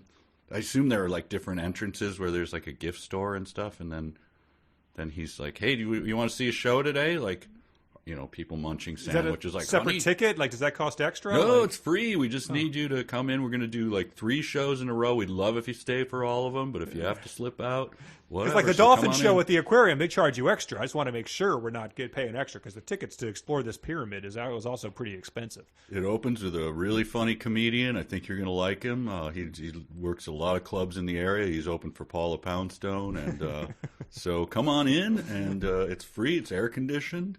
Okay. Just 1 second. I noticed that this is 2 14-year-olds down here. Is this okay? Like, we're just going to watch 2 14-year-olds fight each other? It seems interesting. It is. It's going to be interesting. Just keep an eye on the applause sign, and we'll be good. All right, here we go. All right. Is this like a sting operation? I really feel uncomfortable here. Like, I accidentally went to a cockfight once, and I felt the same way. This just seems even weirder. Is hot property going to come trotting out here? I'm not sure what's. I mean, she's got a green blouse on, and I don't know. She is training for this karate stuff in jeans, and are they Chuck Norris's action jeans? I don't know what's going on. But yeah, he shows her punches, kicks, blocks. Yeah, we'll teach her how to use her powers and the claws. So I don't know if she gets the claws and powers, or if that's just a new thing. But and then he says, "This is a bugaboo of mine. I've noticed this because," he says, "I quickly disappeared from her line of view and attacked from behind. 'Cause she was in the stance I showed her, she's seen me easily and guarded my attack." Mm-hmm. That's a particular area of the United States where I used to live that people say, "I seen where." Seen that one. Yeah. It sets my Titanic. teeth on Yeah, edge. I've seen that in sorry. the theater. Yeah, it's awful. Yeah. Anyway, he uses that. So, boy, he's from the Midwest, right? Wow, I don't know. I didn't look up. I don't want to look too much into what's going on with these people. Okay. The scenes are a giveaway. You don't want to find. Don't look too much. You might don't not look see at what it, you like. Marion. Yeah. And then it very quickly ends with her saying, "I'm sore from the training yesterday." Like, what did the fans file out of here? Were they happy about what they saw? I don't know. But now it's where do they go? Are the there next buses? day. Yeah, because he's in the middle of a 300-acre. I don't know. I continued to show her more punches, kicks, blocks, etc.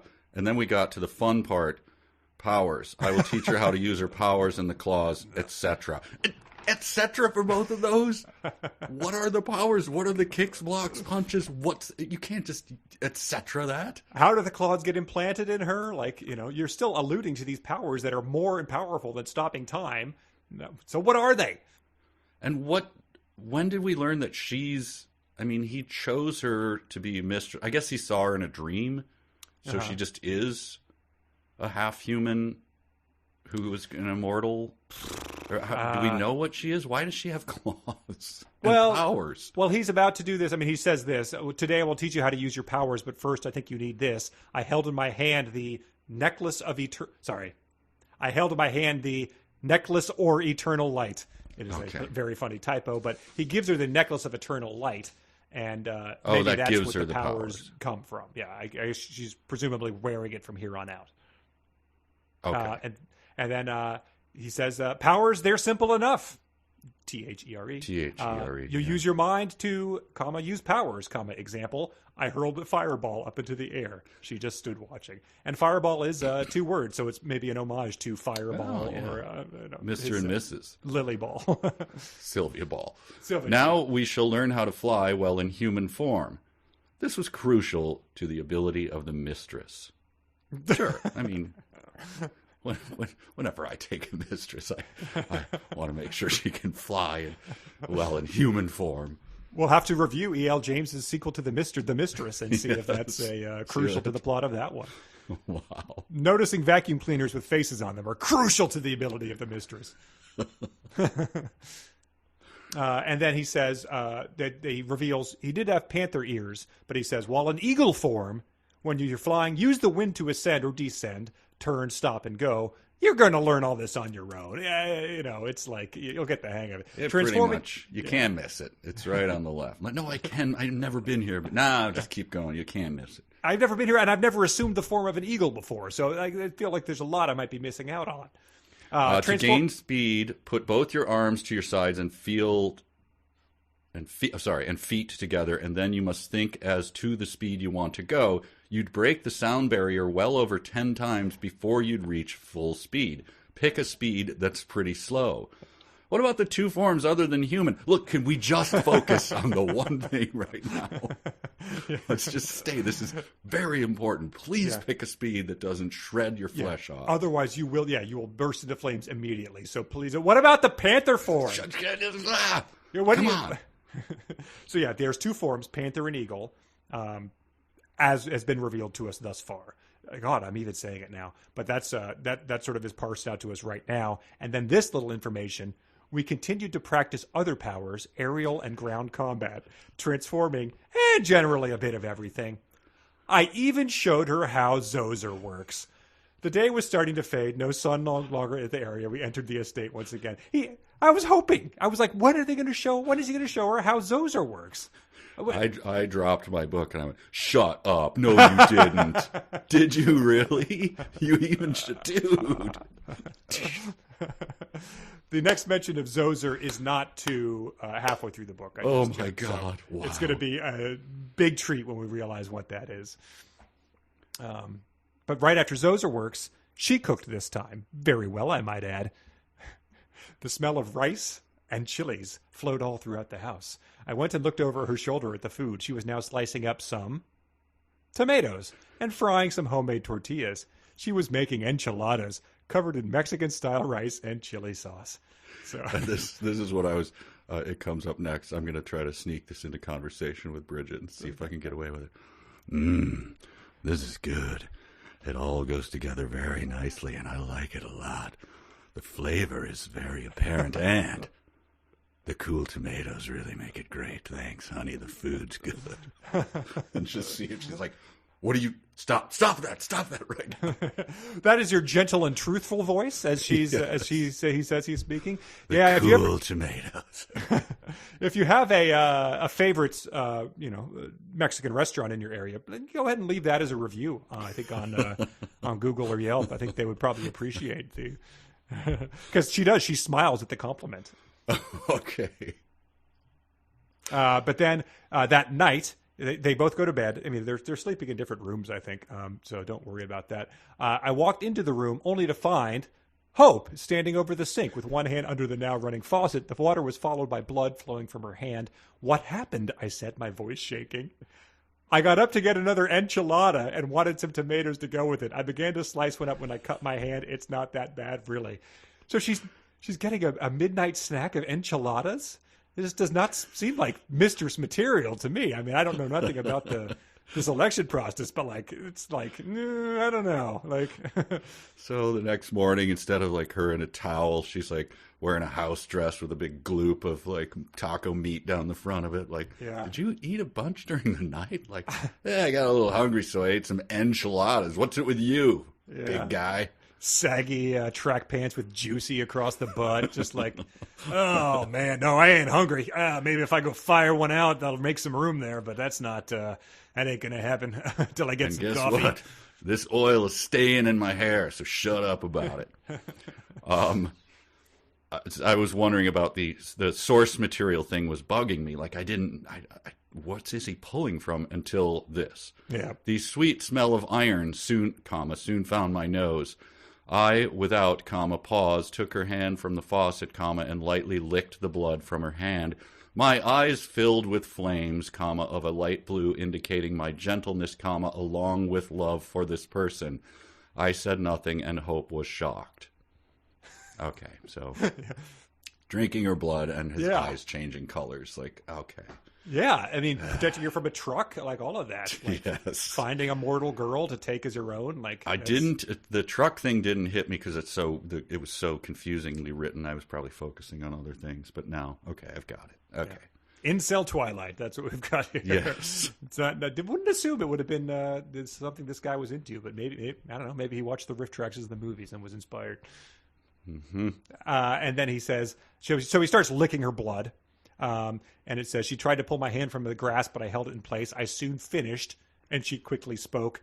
What the freak was that exactly? She yelled. So if someone just like took my hand and started licking all my blood off, I would wait till they finished before I asked what they were doing. Yes. And also, I mean, it's just odd, the things she chooses to be sort of angry and, she outrages about certain things, but like his panther ears, his battle suit, his flight, his owning a pyramid, his being 1,000 years old. These are all taken quite in stride. But the licking of blood off of her hand warrants a, what in the name of this and no further, sir? So here's my sonic challenge to you. At least I didn't drink it the way I normally do. My eyes narrowed, capital N. Oh, and how would you do that exactly? She said, still yelling, but a bit sarcastic now. Oh, my God. So, yeah, you might need to. Okay, I'm just going to go back to whatever she's been saying and then do it the whole time. And I'll shift from when she's just yelling to when she's now yelling a bit sarcastic. Mm-hmm. What the freak was that exactly? Why? Are you vampire or something? Oh? And how would you do that exactly, huh? I think it did shift to be a bit more sarcastic at her yelling towards That's true. She was still yelling, though.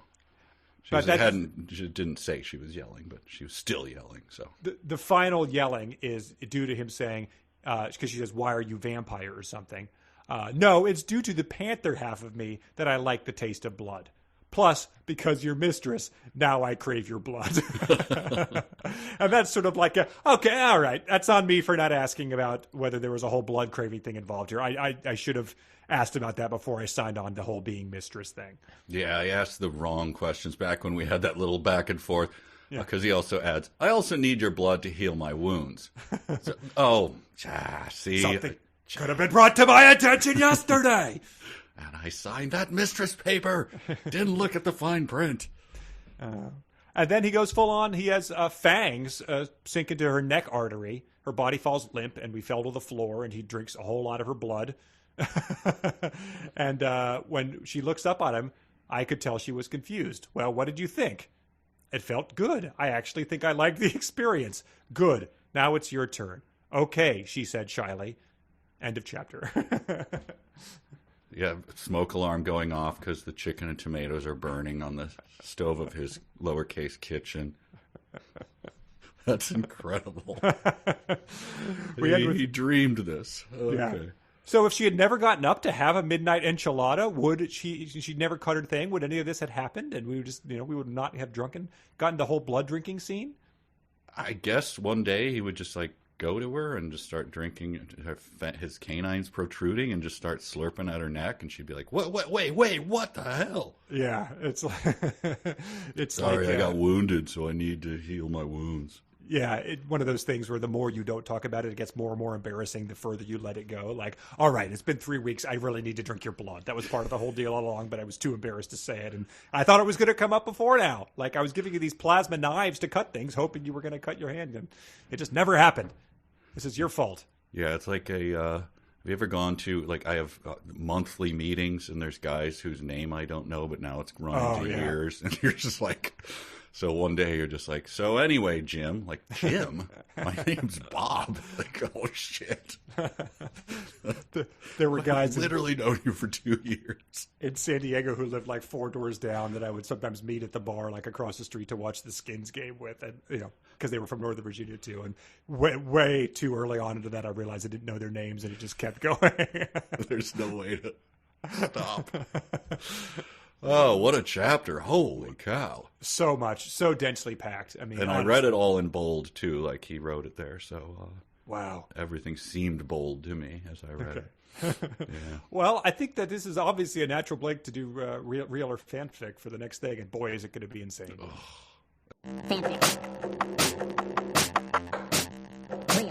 Oh boy, so this is Real or Fanfic, the segment of our podcast where Mike is going to try to guess which of these 5 segments are real segments from later in Kaileb's dream, or fanfic written by our listeners, the beloved Jackals, who seem to be having a really fun time with this one over on the Patreon, patreon.com/372pages. They have been discussing it for, I guess, 2 weeks now. And, I mean, that's where someone recommended it to us in the first place. So I feel as I do, like, remember when Scrooge meets the ghost of Christmas future, and he's like, I fear you most of all, spirit.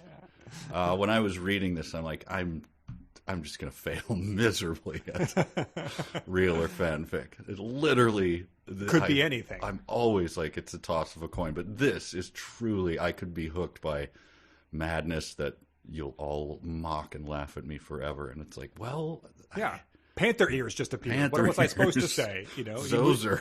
He lives in a pyramid. Like, so anyway, there's a cat that just turned into a I'm lowering everyone's expectations. Is what I'm saying. Well, yeah, but check it out. It's patreon.com/372pages. We do a little sub-podcast where we try to solve Encyclopedia Brown mysteries. Mike's preparing a thrilling classical mini, wading into some extreme Bach controversy, which that's going to rope people in. But yeah, you also get everything early, so you can listen to it before anybody else. We appreciate it. Here's number 1. I was exciting to see what the trolls were going to make. I had never met trolls before, but they seemed friendly after we declared a truce during the first fight where I showed them my claws, but they were faster than me, so it was going to be a draw probably, yet all I wanted was to be their friend and get their help. They put a diced round object called a yun-yun in their pan. It looked like an onion from where I am from. Then they added something that looked like garlic, peppers, and a meat that smelled like chicken or pork. They wrapped it in a flat disc and poured sauce on it. I laughed. We call these enchiladas where I am from. They laughed.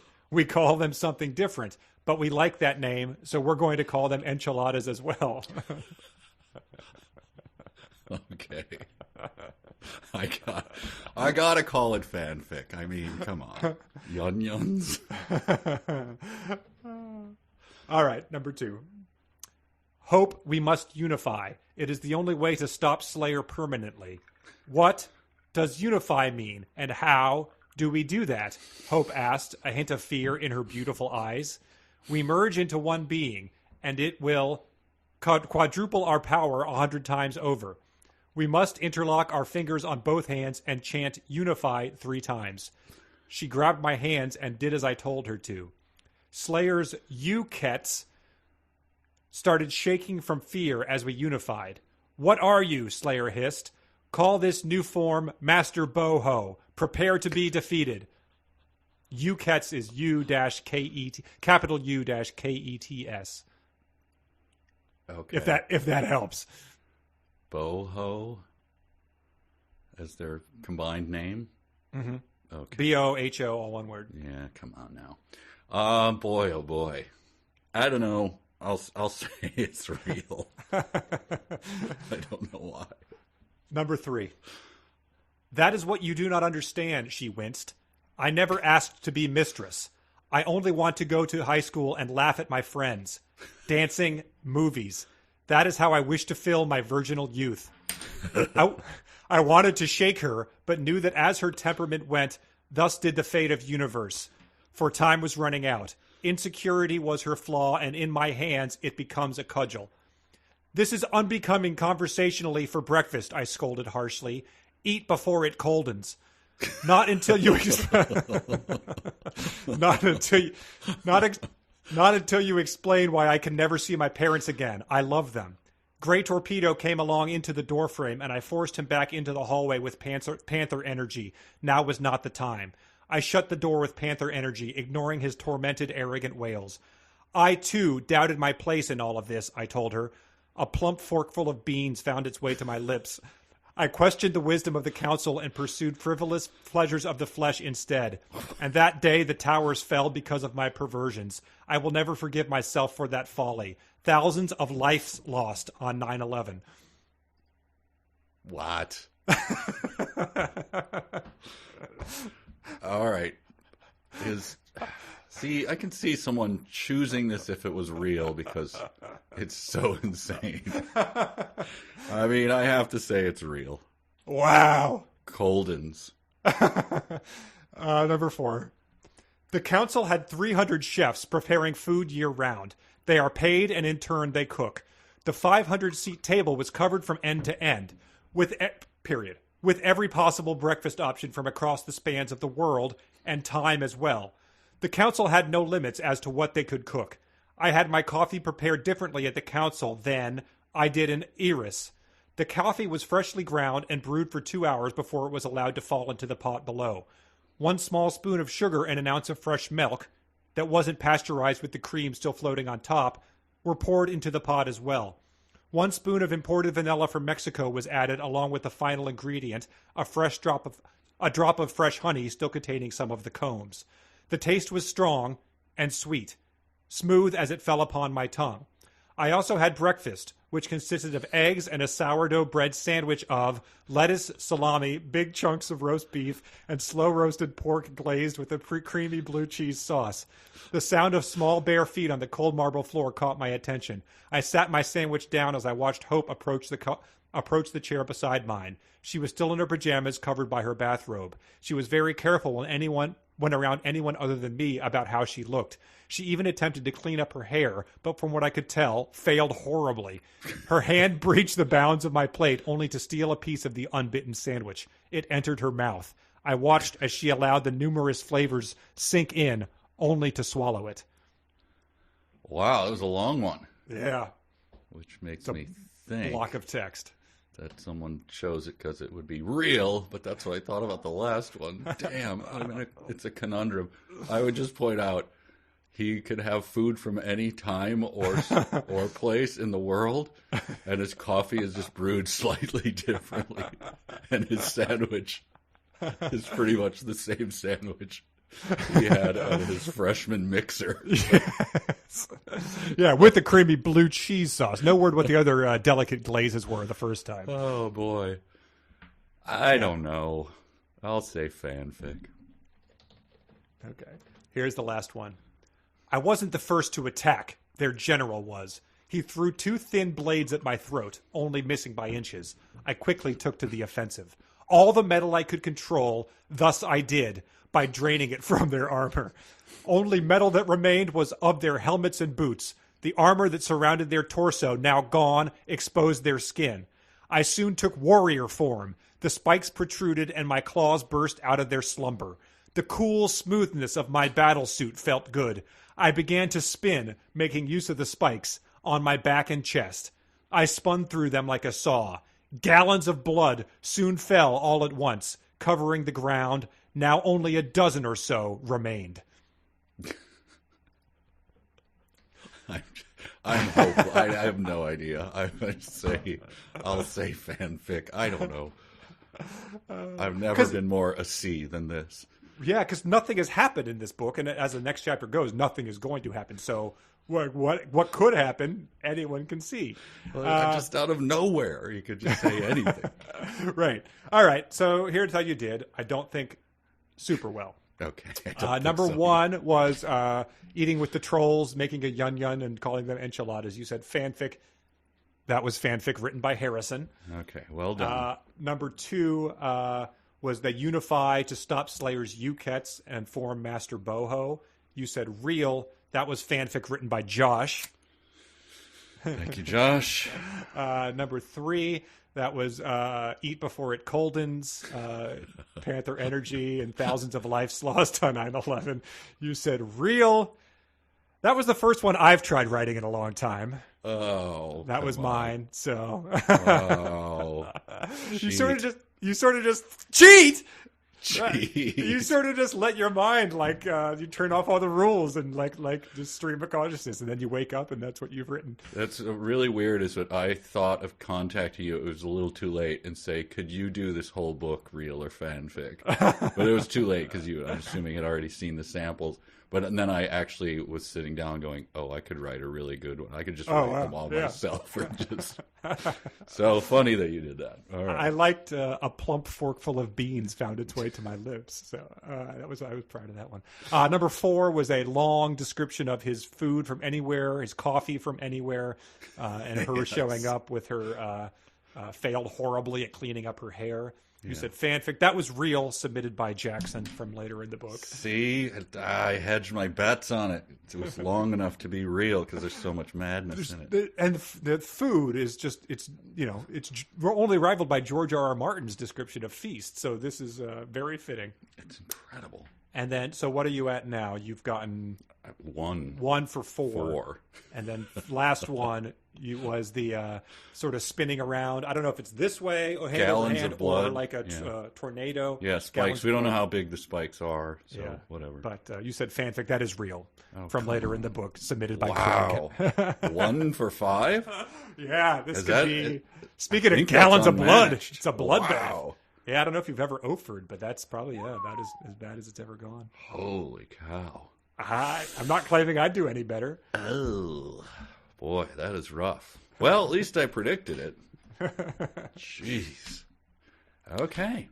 Well, speaking of real or fanfic, the next chapter starts with them on their way to the club, the dance club El Fuego and La Alma. So, I mean, if we left the last chapter off with them drinking each other's blood, you probably wouldn't have guessed that they were heading their way to the club, which means fire in a soul in Spanish. So I couldn't remember. Does Mr. Ball drive them? Mr. or Mrs. Ball, or both of them? Drive them to the Yes. salsa club? Yes. Well, it's later revealed that Fireball is sitting outside of the dance club. All right. Yes.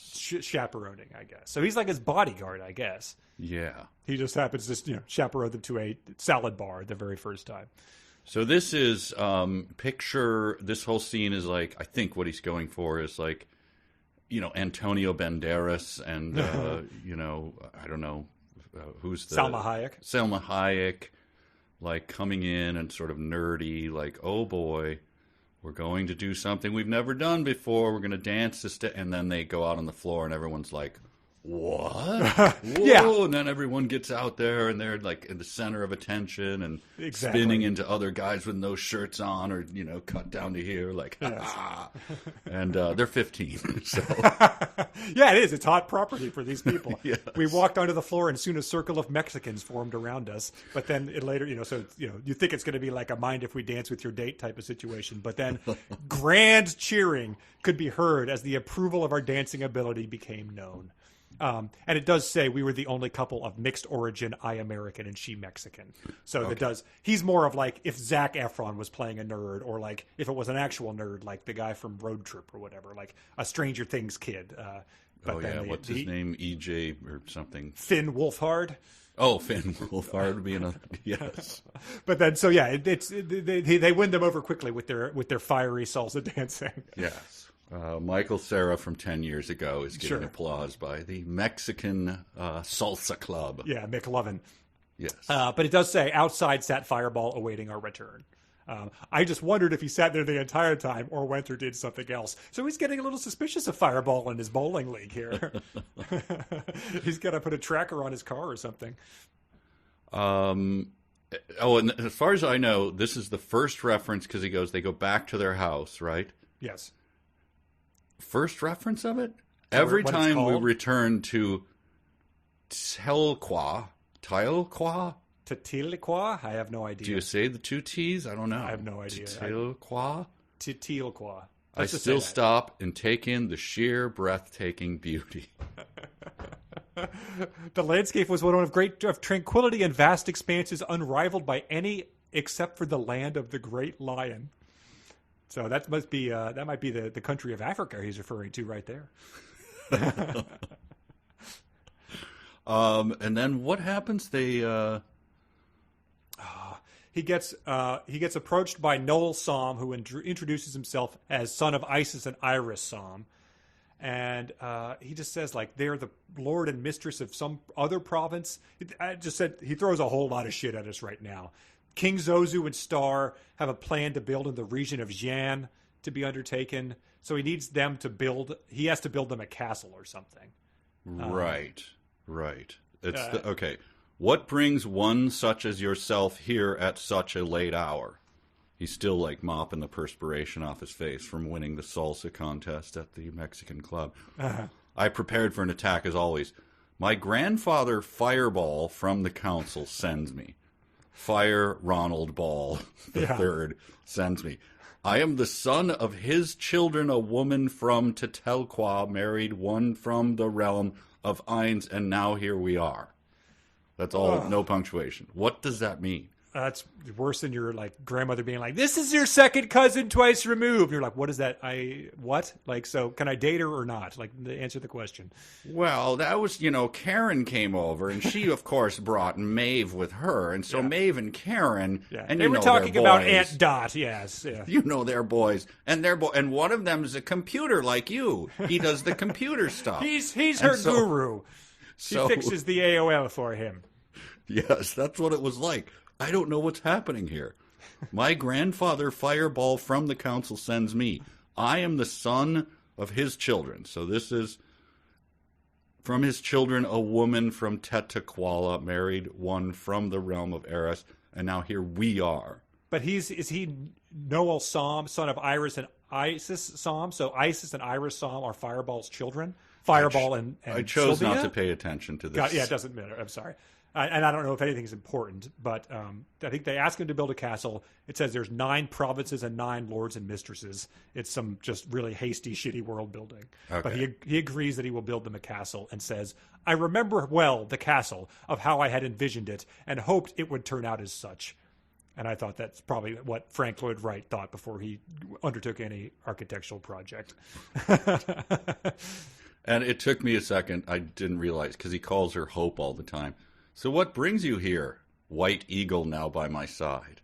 Oh, now she's White Eagle? Right. Okay. My mistress, White Eagle. White Eagle. Okay. He's White Bow and she's White Eagle. So they don't, I guess they're not married yet, so they haven't adopted. If Bow is his name, I'm not, she hasn't adopted that yet. And then, I'm not sure what's happening here. Does every province have a lord and mistress who all work under the king and queen? I asked. I hoped they did. This would make the organization of an army easy. What? Yeah, you can delegate authority through, the feudal system that they've got going on. So the 2 15-year-olds are, I assume they were eating enchiladas and the doorbell rings and like 2 people show up like, I am the grandson of Firefox, the eagle of the third realm of... It's like, okay, what's going on? Who are you? Wait until this episode of Teen Mom is done because... Yes. Then there's more discussion of he says, I'm the master architect. You can call me Nay. And he recognizes, he tips his hat because he recognizes that's an allusion to an Egyptian type of flute. Yes. And then he says, this is when I realized this author has to be a Rush fan. I have the exact same note. It's perfect. I suggest you begin by telling me the name of the construct. Very well. It's called the Castle of the Knife Runs of Xi'an. We are of the Castle of the Knife Runs of Xi'an. So, absolutely. I bet quite a large sum of money that he likes the band, not just the documentaries about the band. I like that it works with the continent. It will be made of marble, capital M, and covered in white marble, lowercase m, casing stones. What will it be shaped like? Nay asked. I assume he's got a little notepad. Yeah. Like it. Yeah, sure. It will be a pyramid. One large one in the center with 4 equal-sized smaller ones at each corner. Matryoshka pyramids. I really was just hoping to do a shower insert on this job because structurally it's all good, it's all set. But you want a pyramid in the center of a pyramid with 4 pyramids. That's gonna, I'm gonna be honest with you, that's gonna run into some money. I'm telling you right Look, now. who's building the castle of the Neurons of Xi'an? Me or That's true. you? That's true. And then he for whatever reason he conjured gold into his hands and melted into liquid and shapes medals for it out of the children that he's given it to his children as like participation trophies or something. I'm not sure. He gives the medals to the architect's assistants To, Kili, and Joru. Yeah, because well, nay, I am pleased to meet To, Kili, and Joru. I can say with 100% that they shall all be master architects. Forgot a word there. Sorry. Which is embarrassing when you're in a formal meeting with a guy who can build pyramids and you just forget a word. If you took a meeting with your general contractor for a major renovation like this and he was like saying things like this will be marvel and this will be marvel and leaving out 100%, that like you'd be like, I don't know. I mean, my neighbor recommended you, but you'd wake up to get an enchilada later that night and you'd just be like, stupid. Yeah, are you forgetting words? Gonna hose me, man. Nothing's gonna be in the code. And then he says, where you wear these medals that I gold have conjured, you will be allowed into any palace, embassy, or on Elaris or Tiktilikwa. These will teleport you to Iris. Just use the telequin phrase Azo Ru Titi Uska. So you just have to remember that, like bibbidi bobbidi boo, and you can teleport from Tiktilikwa to Iris. I hope that never comes up again. These three yes. architectural grad students teleporting back and forth using these medals. So, when can you, obviously the whole, because we're going to be like, I'll be writing the checks. How long is this going to take? Nay, Toei, Kili, Joru, don't want to leave you out of the conversation if you want to join in. Master Whitebow, I suspect it will be complete just in time for the war's end. Oh, huh. War's end. Let's see, World War I was like 4 years, 14 to 18. And that's on the schedule? You've got that on the schedule? Do you know something we don't? Because how a lot of people are suffering because of this war. So if you know when we need to hold out to. I am part of the Manhattan Project. I forgot to tell you that. We're pretty sure this is going to end the war. Oh, that would crack me up. Right about the time the war ends. And this is where the language kind of changes. Again, 15-year-old at the door in his robe, right? Okay. Well, that shall do nicely. I presume all is taken care of here? Very much so, sir. I grant you leave, and let God bless you with another fine day. His comment and blessing were appreciated. And good luck with, what do you have, chemistry? Is it 101, or is it just chemistry? That's right. No, that's not till sophomore year. No, we're just doing earth science, geoscience. It's a gut course, yeah. Yeah, it occasionally lapses into Arthurian, but you don't know if that's just because he's inappropriately using thus or if it's supposed to sound like that. I don't know. But speaking of ending wars, it says, thank you very much. May you all be blessed and kind. We now left Tiktilika and returned to Iris. To the UN we went so we could check on the status of the BOWD. What? I am very confused about this. He takes off to visit the UN. That's the actual UN, we're assuming, in Manhattan. And BOWD, not mentioned before. He does clarify a few sentences later that he introduces himself as Rico Fernando, the new intelligence agent for the White Blades Council. Oh, no, I'm sorry. That's who he's meeting. And he says, I want to talk to you, Rico, about the Blood Order of Wrathful Demons. So that's the BOWD. And it's like, oh, well, sure. The Blood Order of Wrathful Demons, first of all, great guys. But this is very confusing. He leaves the UN, right? The day was still young as I crossed into the U.S. The Border Patrol saluted me as I flew overhead. Oh, wow. Maybe it's the secret UN. I don't know. Does he think that the UN is in another country? Or I figured he was doing, because then he talks about his path, like maybe he went into Canada. Yeah, maybe some weird customs loophole or something. Took a bow, flew out of the airport up and around and came back around. I don't know. Yeah. That just confused me. But he also mentions that when Slayer and Monchi attack, we will be well prepared. So Slayer has an assistant named Monchi who's never been mentioned before. I did want to bring up the band Slayer and see what their number one hit was, but I neglected to do it. So if anyone knows what I picture that music coming up every time he says, then Slayer was there. Yeah, it's like the most uncreative name for a demon. The most hair famous band. metal band, yeah. So this is my favorite character in the book so far. It says, the day was still young as I crossed into the U.S.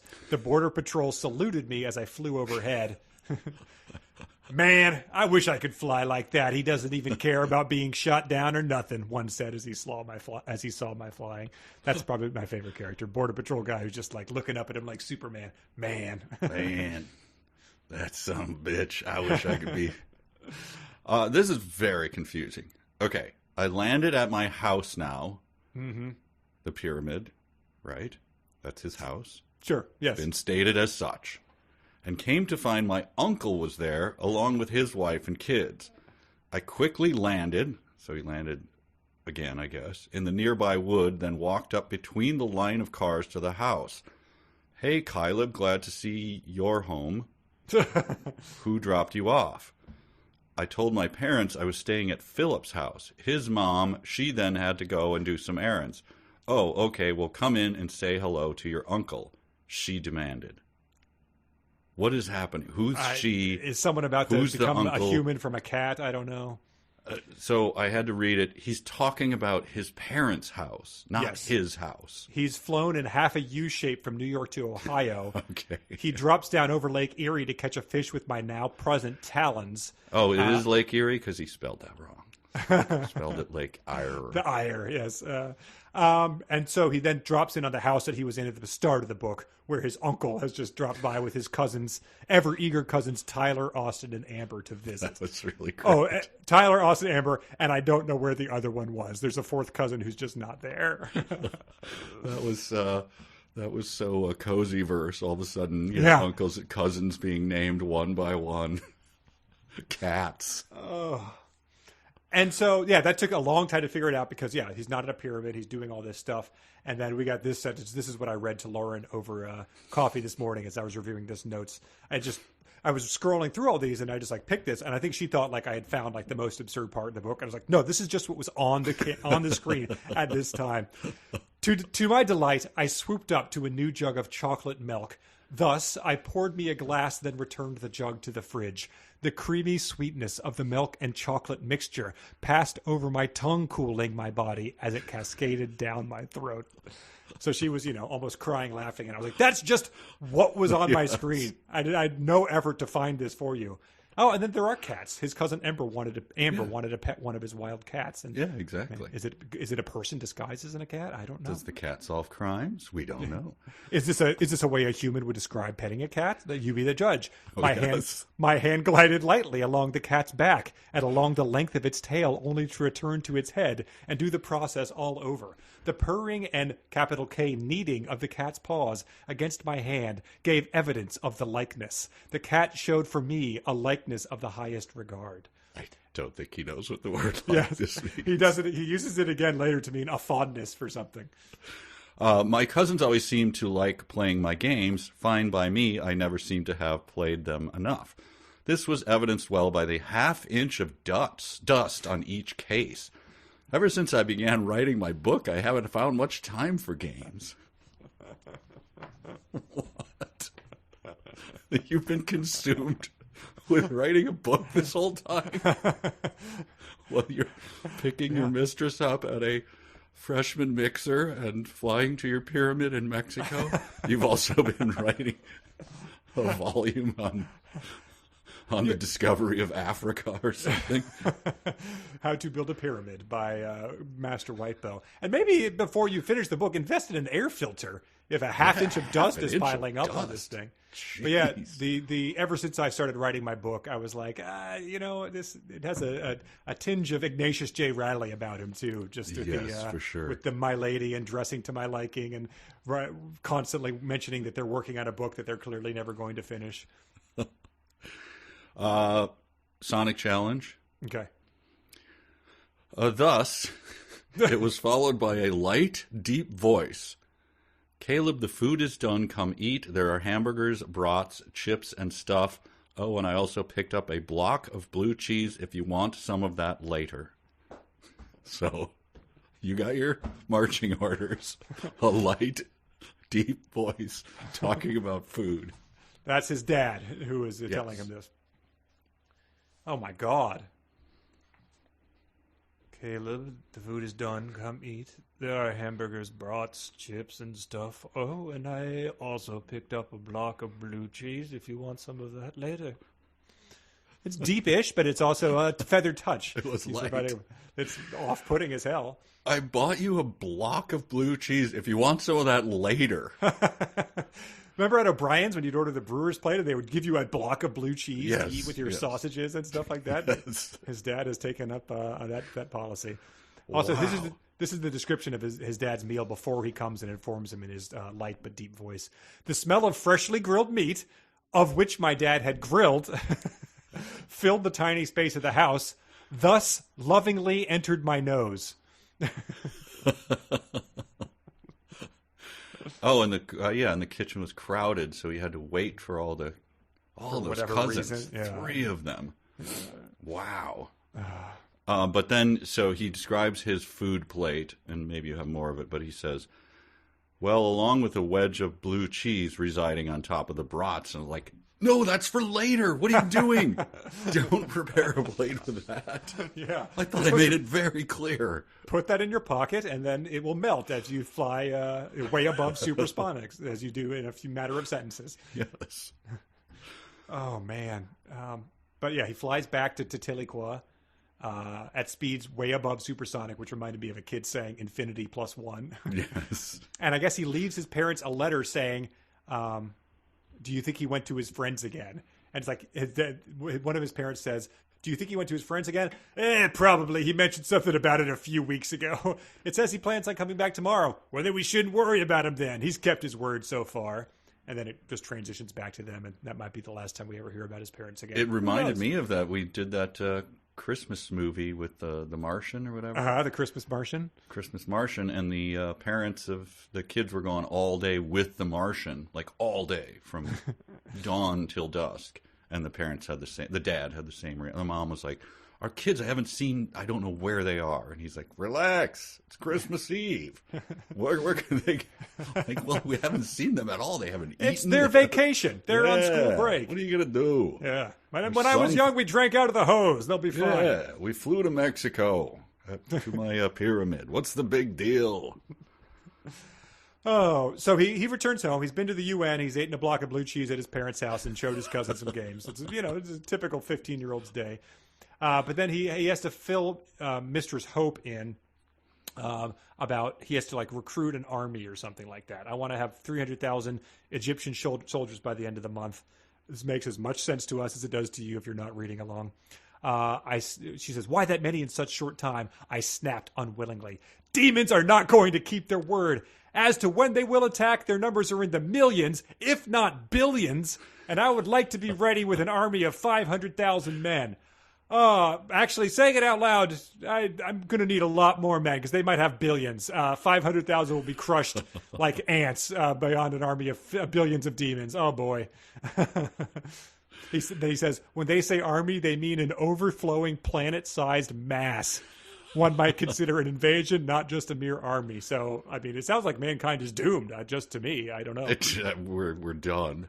It's funny that he just meets this. This just comes in one of their like snippy little arguments. Billions of trillions of demons are coming here. Like, wait, what? You're just like eating blue cheese. So during their argument, she does the "good to see you're back." Like the old joke. Nice. She just Very like, nice. you're God. back. Yeah. Slap someone and go, nice to see you're back. She does that to him after he flies from the UN. Sorry, UN via Cholakith, Ohio, Yes. whatever it is. I can get from the U.S. to Mexico in about 2 seconds, I guess. Flying home and back up here wouldn't be so bad. I will just have to go faster. Long ellipses or long ellipses. The thought was interrupted by Hope's curiosity. What or what?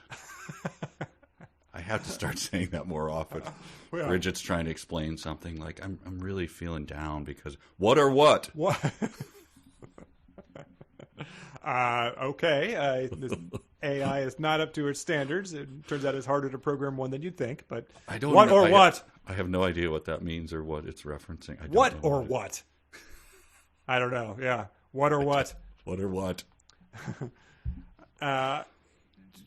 She is. I think she's sort of miffed at him though, because he went to the UN and just like left her alone all day. So she's like, "Your breakfast is cold. It was warm 4 hours ago when I made it." Like, sort of sitcom spouse kind of thing. Yes. And he's like, "Lay off me. There's billions of demons coming. I just want to have a beer and watch the game." Just want to crack one, sit down, without you yakking at me. But then to pick the room again, to make things up for her, I flew first to a florist and bought a bouquet of white roses. Let's emphasize that. A bouquet of white roses. They were infused between with a few red and yellow roses to help vary the selection. And then it says, one good thing about buying roses or any flower arrangements in Tetilqua was that due to the vast amount of flowers on the continent, they were cheap. For very little money, you could buy like 3 or 4 bouquets of flowers. That's what you want to bring your lady when you're trying to make up. Yeah, I got you. Went to the Five and Dime and got you panties rolled up like a rose. Hoping you'll parade those for me a little later tonight, my love. It was buy 3 get 1 free, so I had to do it. Just efficient, I did spring gold out of thin air to give to those 3 architectural interns last chapter, but I am being thrifty with my flowers. They also gave me some of that herbal speed at the cash register, so I'm pretty high right now. Horny goat weed? No. It's stuff that they. The horny goat weed's way too classy. This this place doesn't sell that kind of thing. And that's followed, believe it or not, by a plate of breakfast. Yes, here comes the breakfast. Only to return with a plate full of eggs, bacon, and some other meats, and a slice of toast, along with a drink, of which she held in her hand. So now he's just getting like those ads, where they try to push breakfast cereal on you and realize like we can't call it nutritious. So a breakfast of juice, milk, toast, and tricks. Like he's getting all the rest of part of this complete breakfast. Yes. And he's really got to be careful with this some other meats thing, because it's coming up a lot, and he's going to find himself eating, golden retriever or something if he's not careful here. He just shovels any meat placed on his tray into his thing and being like, "Oh, so what do you call this? Oh, Soylent Green, huh? Sounds good. Keep him coming." Meats, which he distinguishes from chicken and beef. Exactly. Description. Yeah. That's why it makes you be like, all right. Capybara, hippo. I'm not sure. If it's turtle, that's okay. The most dangerous meat. But yeah, so she's still like sort of pissed off. She goes to take a bath. And then this is where sort of like, I think she had like sort of kicked his ass. They like actually had like a knockdown drag out fight. Yes, they have a big fight. Yes. And that's where he says this Arthurian, there's a hole in the wall because they just, shoved each other into it. "Call forth I shall craftsmen to fix this wall tomorrow." But he says that to himself as she's like up and having a bath. And he says, "Call forth craftsmen tomorrow to repair right wall and go to local brewer to see about buying alcoholic-free sangria. One of my special blend I call Warriors Sangria, Castle of the Nifrons of Xian." So, if describing it in way of shorter terms, Jan Nerfonius. That is not helping. That's the concept album is writing itself as we speak. Wow. Yeah, that really made me. Warrior Sangria, Castles of the Nirfans of Shine. Once again, the rush just immediately. Maybe Slayer has a song called that. We'll have to look it up. Yeah, I don't know. I tried to listen to some Slayer this summer, like mowing the lawn, and I made it one. The first song on the album, Rain and Blood, was just going into who's the Doctor of Death, the Nazi Doctor of Death. It was about him, and I was like, I just trying to, this was a critically acclaimed album, and I'm like, I don't need this to be part of something I do I'm trying to enjoy myself. Yeah, this is not for me. Maybe there was a time and a place, but it is not now. Yeah. But then we get to the first.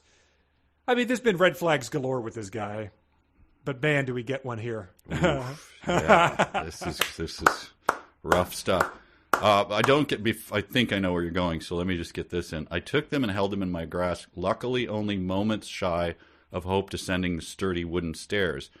Your turn. Wow, nice. How long did this take? Well, I guess my true question is how long in the bath was. She was shocked by the work I accomplished. What is that? German? Is that the syntax? How long I in the bath was? I mean, throw the horse over the fence, a bale of hay, that kind of stuff. What is happening? I don't know. Maybe Titico is on Dagobah or something like. Okay, all right. Anyway, get to it. This is where he gets. Yeah, all right. This is incredible. Yeah. So she comes down. You're in the bath for 2 hours, maybe just a few minutes under. He said, which is. But then they smooch. But he says, to avoid any further advances, I took my leave, making my way up the stairs and into the bathroom. The door shut quietly behind me as I stepped into the tub. The water she used remained in the tub. It was only common and sensible to use it twice to save fresh water for later. Oh, boy. So, yeah, you've got, gamers on the internet, selling their bath water to people, that type of thing. And this guy is 100% on board with that, just reusing his mistress's bath water. It reminded me very much of, I wrote a piece years ago that I used to read for speeches at colleges and stuff that was, it was the bridges of Madison County. And in the movie, Meryl Streep gets into Clint Eastwood's used bathwater and does the same kind of horniness. Like, I couldn't believe he was here just moments ago. And I went at great lengths to describe all this shit and oil and sebaceous fluids running through her bathwater. And, good Lord. She finds this sexy. Anyway, it was precisely that, like him going Here's where she shaved her legs. You could see the ring. Oh, boy. Oh, yeah. It's just like, it reveals too much about you, I think. If this exactly. Is what and just also, it's not been emphasized at all that fresh water is something that we're concerned about here in Titilicua. It seems to be a land of milk and honey, and where things are plentiful, and where if they're not, you can buy it because you have all the money in the world. So I'm not sure what we're concerned about. Flowers are cheap, meat is plentiful. It's like one of those South American buffets, right? Just like swords of meat coming to them every meal, carving off little bits for them. So yeah, they're not hurting for anything there. But then once you're done bathing in your mistress's bathwater, you come downstairs and watch as she placed a half habanero pepper into a pan, of which now held sizzling decent-sized chunks of lean pork. Surrounded was the pork by fresh greens, onions, and as she finished, glazed with olive oil from the bottom of the skillet. And this comes a fan favorite sentence from this section. White Beau, you do realize we will be having guests for tomorrow for both breakfast and dinner. She could tell I had no clue as to her speaking. Who might I ask? My voice muffled by the ever-present mass of pork in my mouth. Speaking I did as I chewed. This is a major plot point. This should have been brought up in sentence 1. It's a weird character as he's pitching this to his family. All right.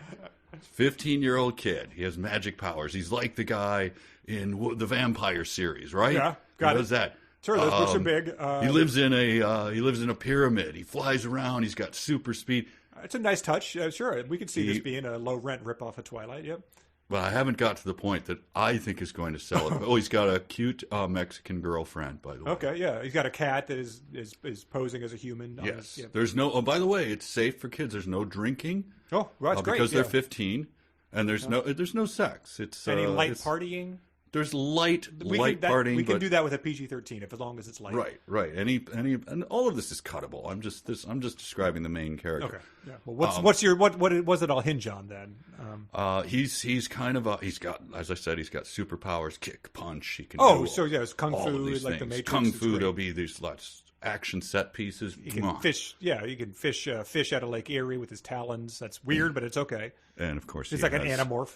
Yeah, and of course he has an ever-present piece of pork in his mouth. Great, yeah. So I think that it's got everything. It's got kicking, punching. So while he's punching and kicking, he has a hunk of pork in his mouth. A mass of pork, you said. Let me check Yes, he has a big mass of pork in his mouth. So it's always there.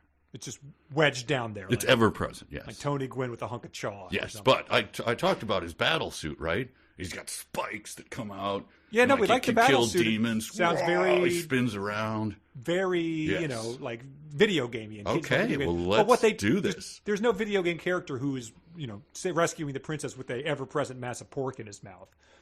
That's weird. I mean, like, I think it's new. I think it's interesting. But like, is it the same chunk of pork? It's been in there for a long time. Yes, it's like it's like gum that never loses its flavor. It is pork that never loses its porkness. But that first one is like it's like a Willy Wonka thing. Kids like that. Yeah, kids like gum that would never lose its flavor. They don't want pork that never loses its gristle. That's off-putting and weird. Is what it's. Agree to disagree. Now, let's get to some of his. Agree to not agree. Incredible. It's been, I think, 15,000 words, and this is the first time. Ever present. God. Quid of pork in his mouth. Okay. Does it get burnt when he's flying supersonic? Does it ever dislodge when he's doing any of this action to just get into his windpipe and need the Heimlich to remove it? It's very weird to think back. Now you look at every scene, and like when the two, like the delegates show up, Nay, and he's got like a big robe out the back, and he's like, "Sir, we shall build a pyramid for you." Of course. I'll love it. We want 4 pyramids in here and then 4. Of course, sir. Yeah. I heard every word that you said. Yeah. He may be eccentric, but he's the best. Oh, my God. Well, before the council? Absolutely. The ever-present... Do you want to go outside and finish first? No. Always I can't get rid of it. In the castle of the Nephrons of Jan, in 10,000 years, they'll have the pork chunk underneath a bell jar dome to that's the relic of the Grand Master of White Bow is where you do that. They put it under the throne of the king, like the stone that they put. It's all like it's shriveled like a raisin, but it used to be pork.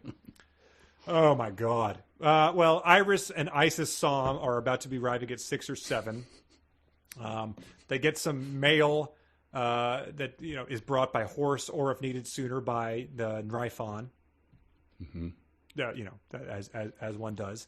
Oh man, it's he dreams. But let's just skip ahead to the next day. I think, right? Like to breakfast. I think. Yes. There's another. Can I describe the breakfast? Yes, please. Fresh eggs, along with sausage, found their way into the skillet. So I assume this is magic or something. Thus, to be cooked. So they could have marinated. So it's good to have that distinction. As they neared completion, I added green bell peppers, period, along with potatoes into the skillet, comma. Soon it was all finished, glazed with just a touch of olive oil. I portioned it into 4 equal parts. Quickly after giving thanks, we began to eat. So thanking... Yeah. God? Who exactly here? Like demons? I don't know. Yeah. Red, what is his name? Red Bulb? Yes. Isis's fork swiftly stabbed and picked up a piece of the mixture. It entered her mouth. I could tell from the expression of her along with Iris that they enjoyed its taste. So... the book stops. You keep reading and you're going like, what madness next? And it's and the answer is always breakfast. It's breakfast, but it's also, and now it turns into a lodge, and it's last Christmas. They're going skiing, they're eating, they're sipping cocoa. I was like, isn't there some big demon battle happening? Like, nope. Billions of breakfast demons. with Isis and a planet-sized mass of demons are coming. But no, it's a George Michael video from the 80s. They're putting on ski jackets and like throwing snowballs and laughing at each other. What? I think it's just like one of, if you go to in a movie, if they're trying to convey that, something is amiss, like they realize that they are eating people or something. If you show people eating, really close up, it does look kind of disgusting if they're like licking their lips and smacking. So I think that's what he's achieving here. I don't know if that's what he's going for, but it's really making the normal act of eating a meal seem very, very unsettling. Yes. So you like it, I see. The slow but forceful answer came from Mrs. Som's lips. Yes, it is very good, she finally managed to say. And then, so I think they go shopping, right? Yep, they go out to the Titiligua market of Azurota. And this is unattributed sentences, so I'm baffled here. Not to mention, I need to buy a new bedspread. The one I have is okay, however, it doesn't match my room. I also bought a new quill pen handmade by an artisan who specializes in top quality quill pens. White Eagle's voice was excited. What is...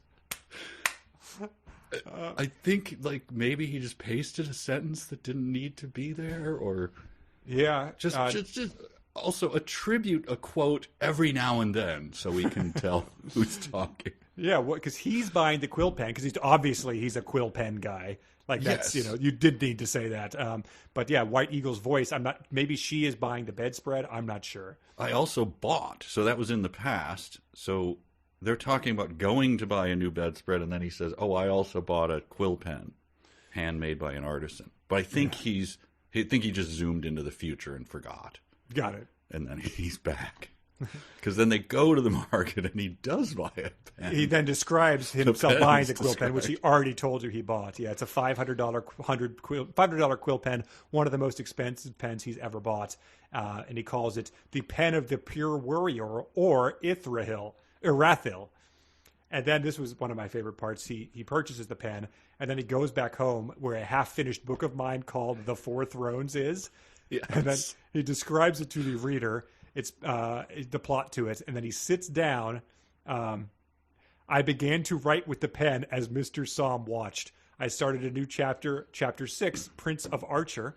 So there's another song title for the concept album. The pen flowed smoothly over the paper. It felt well in my hand, cool, and the replenishing breeze from the moving feather cooled my face. I finished one sentence and stopped to read it. He then gives us the sentence. I wrote one more sentence. He tells us the sentence. Quickly, I shut the book. Mr. Psalm has been watching the whole time as this asshole writes in a book with a quill pen. Unbelievable. They also, by the way, they stopped at the butcher's on the way after buying the pen. Oh, they bought beef, correct? We quickly stopped by the butcher to pick up our order. Then we returned to the estate, and then presumably they put the beef away and then went upstairs, and Mr. Psalm stood behind him while he wrote 2 sentences. Yeah. Didn't say a word. And then they closed the book. And then, okay, so they get home from the market. He shows his buddy the book, and in that time, the girls, as he called them girls, which I guess they are. I mean, they're 15, right? Okay. Have made beef stew. Mrs. Psalm is older. Okay. Their son is... They have a son, so they're older, yeah. Okay. Well, could be. Yeah, who knows? I was just about to call you down. We made something to eat, and I know it isn't dinner time yet, but I think we should all eat something after the long day at the market. Sounds reasonable. What did you make? I and Queen White Eagle made some beef stew. A simple meal, but filling of which was good. Beef stew, replied Mr. Psalm. I know you like beef stew, dear. Come and eat the both of you. So I guess that's her. His wife was a bit forceful, but what woman isn't? The stew was fresh, homemade. Yeah, what? The use of fresh vegetables and well-kept beef made the taste sweet every bite, as good as the first. Even when it cooled, the flavor hadn't lessened the slightest. What in the... They made beef stew. It's like they were like, well, your husband's up there. He's watching my husband write with a quill pen. We know this takes a while. What should we do in the meantime? I don't know, make beef stew? Beef stew takes, I think Julia Child makes it over 3 days, right? We'll just throw together some beef stew. Did she have well-kept beef? That's true. That's the key here. And then immediately after they've eaten the beef stew, we shall cook tonight. You girls did the cooking in way of lunch, as we shall for dinner. So you finish a big bowl of beef stew. What is your first thought? Let's make dinner. Wow. Yeah, it's a famous story in Bridget's family, is that they finally had some relatives over for Thanksgiving that they didn't normally have over, and one of them said as soon as she was done washing the last pot, well, I could go for a turkey sandwich. Oh my God. And Bridget's mom slamming cupboards, sliced turkey and gave her a sandwich and like thrust it out to her, like, eat the sandwich. Well, okay. Oh man, yeah. Let's challenge for everyone at home. Serve someone a big thing of beef stew and make them eat the whole thing, and then say like, "All right, let's get started with dinner," and see how fast the rest of your family leaves the house and leaves you all alone. Okay, so this weird ski shopping weekend, stew making weekend continues with this couple. Is it so? I guess if they're older, is that kind of weird? It is kind of weird. 15-year-olds, but I think they were the one asking for his help for the building of the temples of Syrinx or whatever. So I think that they kind of owe him. But I mean, even weirder than needing the beef stew is what he does, and we have to keep to summarize this. I'm sorry, we are approaching like a really long podcast here. He gets news that a massive wildfire is burning 600 acres of land within the U.S. Yes. I had to look it up. Those like 2020 Humboldt County wildfires, those were 1 million plus acres. So it's a tiny wildfire. 600 is a very small acreage. But so he, with quick directions, he made his way to the state of California. I thought that was very funny that he needed directions in his form of eagle. He puts out the wildfire and didn't wait for applause or thanks. However, he does leave a check large enough to pay for the reconstruction of the homes, which is very funny to me. I hope it was one of those like novelty, like scholarship checks or whatever, what you get when you win the lottery. That's what he meant by a check large enough to pay. Was this after he used the warp feather? No, warp feather is coming. Sorry. Okay. Sorry. Sorry. He pays the feather, and then it says the day was ending. I entered Tequilica, and then used the warp feather to warp to the capital. I then sped hurriedly home. Yes. He has mentioned his buddy Red Feather. He has not mentioned warp feather. I just, it's something from Mario. Like that's used the warp feather. That was the first mention of it. I think you and I contacted each other offline. We're like, wait, does warp feather? Did I miss it? Like, nope, does he need a warp feather when he has to fly faster than 6,000 miles 6,000 miles an hour? A combination of Mario items, I guess, is something that he also possesses. Okay, and then I guess we got to skip ahead. Yeah. Men make the women sit there and listen to them play Ananu by Alborada de Peru on the flute. Yes. Which I imagined like that scene in Barbie where the men like stare aggressively at the woman as they play Matchbox 20 at them. Yes. And then he does, I think it's his first joke. We agreed and began playing. We didn't sing the vocals. I knew them, but it's kind of hard to sing and play a flute. Yeah. So I was like, okay. Yeah. Very funny. Yep. Yeah. So... and then this sequence, which is a head shaky kind of thing. I didn't dream any this night, which is what I kind of hoped for. On the offside, I did get disturbed by Isis constantly walking down and up the creaky stairs to and from the kitchen. I think she had heartburn or something to do with that. I know this cause. The full pitcher of milk now stands half empty. So the women in this house wake up and eat enchiladas and drink pitchers of milk. Something is off. I don't know. Maybe you shouldn't be sharing their bathwater after all of this stuff that's happening. As an immortal god, too, we should tell him that milk doesn't cure the heartburn, by the way. It's the wrong thing to drink. The lactic acid only causes it to be a little worse. But. Well, he says that's the cause. The full pitcher of milk now stands half empty. But I want to draw your attention to this sentence, which was right before Isis got heartburn. I didn't dream any this night, which was kind of what I hoped for. Let's take a look at the sentence right after Isis got heartburn. Around 6, I had a small dream, that of which was about a bridge crossing the front of Azurata. So it's but you can be one or the other. You really can't have no dreams and be happy about that, or have a small dream at 6. Then there's an argument about the cup size for drinking sangria. Oh my God, which is incredible, utterly insane. I can't. You have to read along. I can't do it justice. Let's read it. This is after he has told them, I've read reports that both of you are part winged elves and human. Yes. Which, again, it sort of comes out of the blue, but I don't know what these reports are.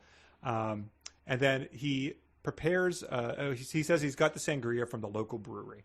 And then Mr. Som says, oh, my goodness, I haven't had a finer cup of sangria in all my days. Do you mind telling me how the flavor becomes as it is?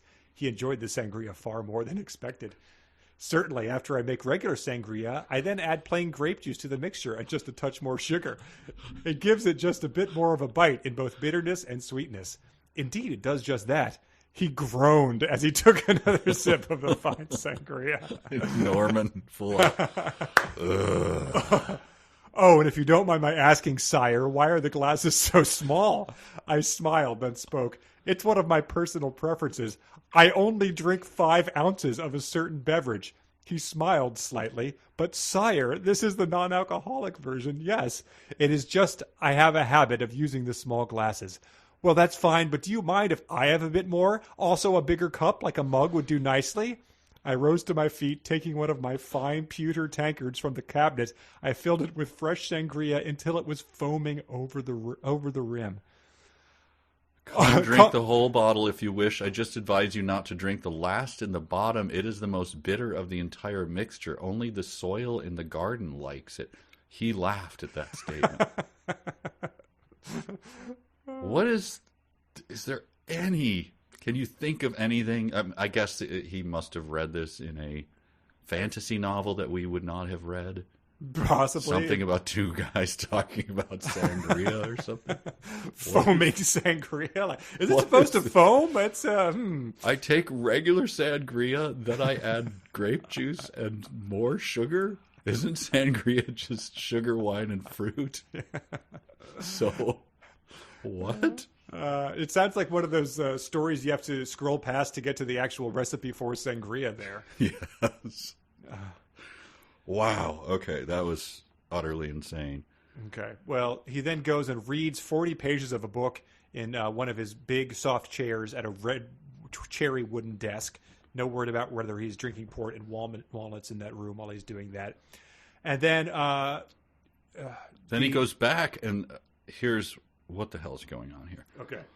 He goes back, and they're sitting in the room, and he says, "Stand and present yourself, boy," I demanded in a slightly angered voice. He quickly took to his feet and then bowed before speaking.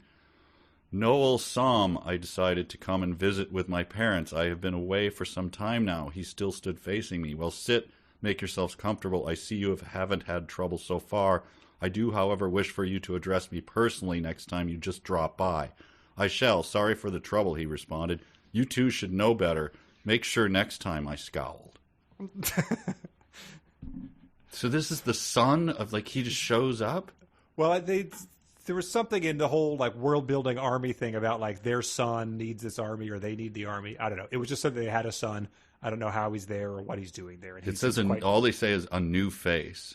When I entered, Mr. and Mrs. Somm, along with White Eagle and a new face, sat talking as they sipped some fresh rosehip tea, which we forgot to mention. There's a lot of fresh rosehip tea. Yes, that was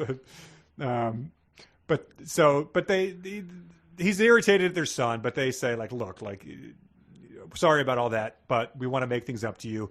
We've ordered a slow roasted pig to be delivered here for lunch and some of dinner today. I hope you like pork, she added. I then smoke. "Pork, that sounds good. I suppose it's here now," I questioned as I viewed a man on a horse riding along the road. The guy on the horse brings a hot roasted hog. Pork delivery. We took our seat next to the Somm family in White Eagle. The pork was done to perfection, seasoned just right and not too salty. So the guy on the horse, who had it stuffed down his pants, the heat radiating from the cooked hog only added to the searing heat. My eye caught a bead of sweat flowing down unopposed along Hope's face. I then knew just how hot and humid it truly was today, because she rarely sweats that much. We ate for about an hour and a half. That's the second meal that's taken an hour and a half, I think. Her omelet also took. Also, the roast pork delivery guy comes on a horse. Yeah, just got a gunny like, hey, sack sorry over about his shoulder. That. It's like those guys that used to sell meat out of their trunks in San Diego. Yes. Being like, oh yeah, your neighbor gets a delivery now and then, but they're not home. So like, you want to... I'm not buying meat. Let alone a whole roast. Referring to it as a hog, too, is just sort of off-putting as he's doing it. Also off-putting the fact that he's evidently keeping a sweat journal for his mistress. Oh, she rarely sweats this much. This is That's interesting. how I know it's hot. I don't have my own. This is really going to improve the consistency of the bathwater tonight. Really quick, once when in San Diego, I was just moved into a new house, and we were unloading, and the garage was open, and the meat guy came by, and he's like, "Can I do my meat demonstration?" I'm going, "No, I'm not buying any meat. Do not do the meat demonstration for me. I'm cleaning the garage." And he goes, "I'm just trying to practice. Can I just do the meat presentation?" God. And I go, "You can do it. I won't be listening, and I'll be sweeping the garage while you take your meat out." He's like, "Sounds good." And he set up a table and started talking about the meat.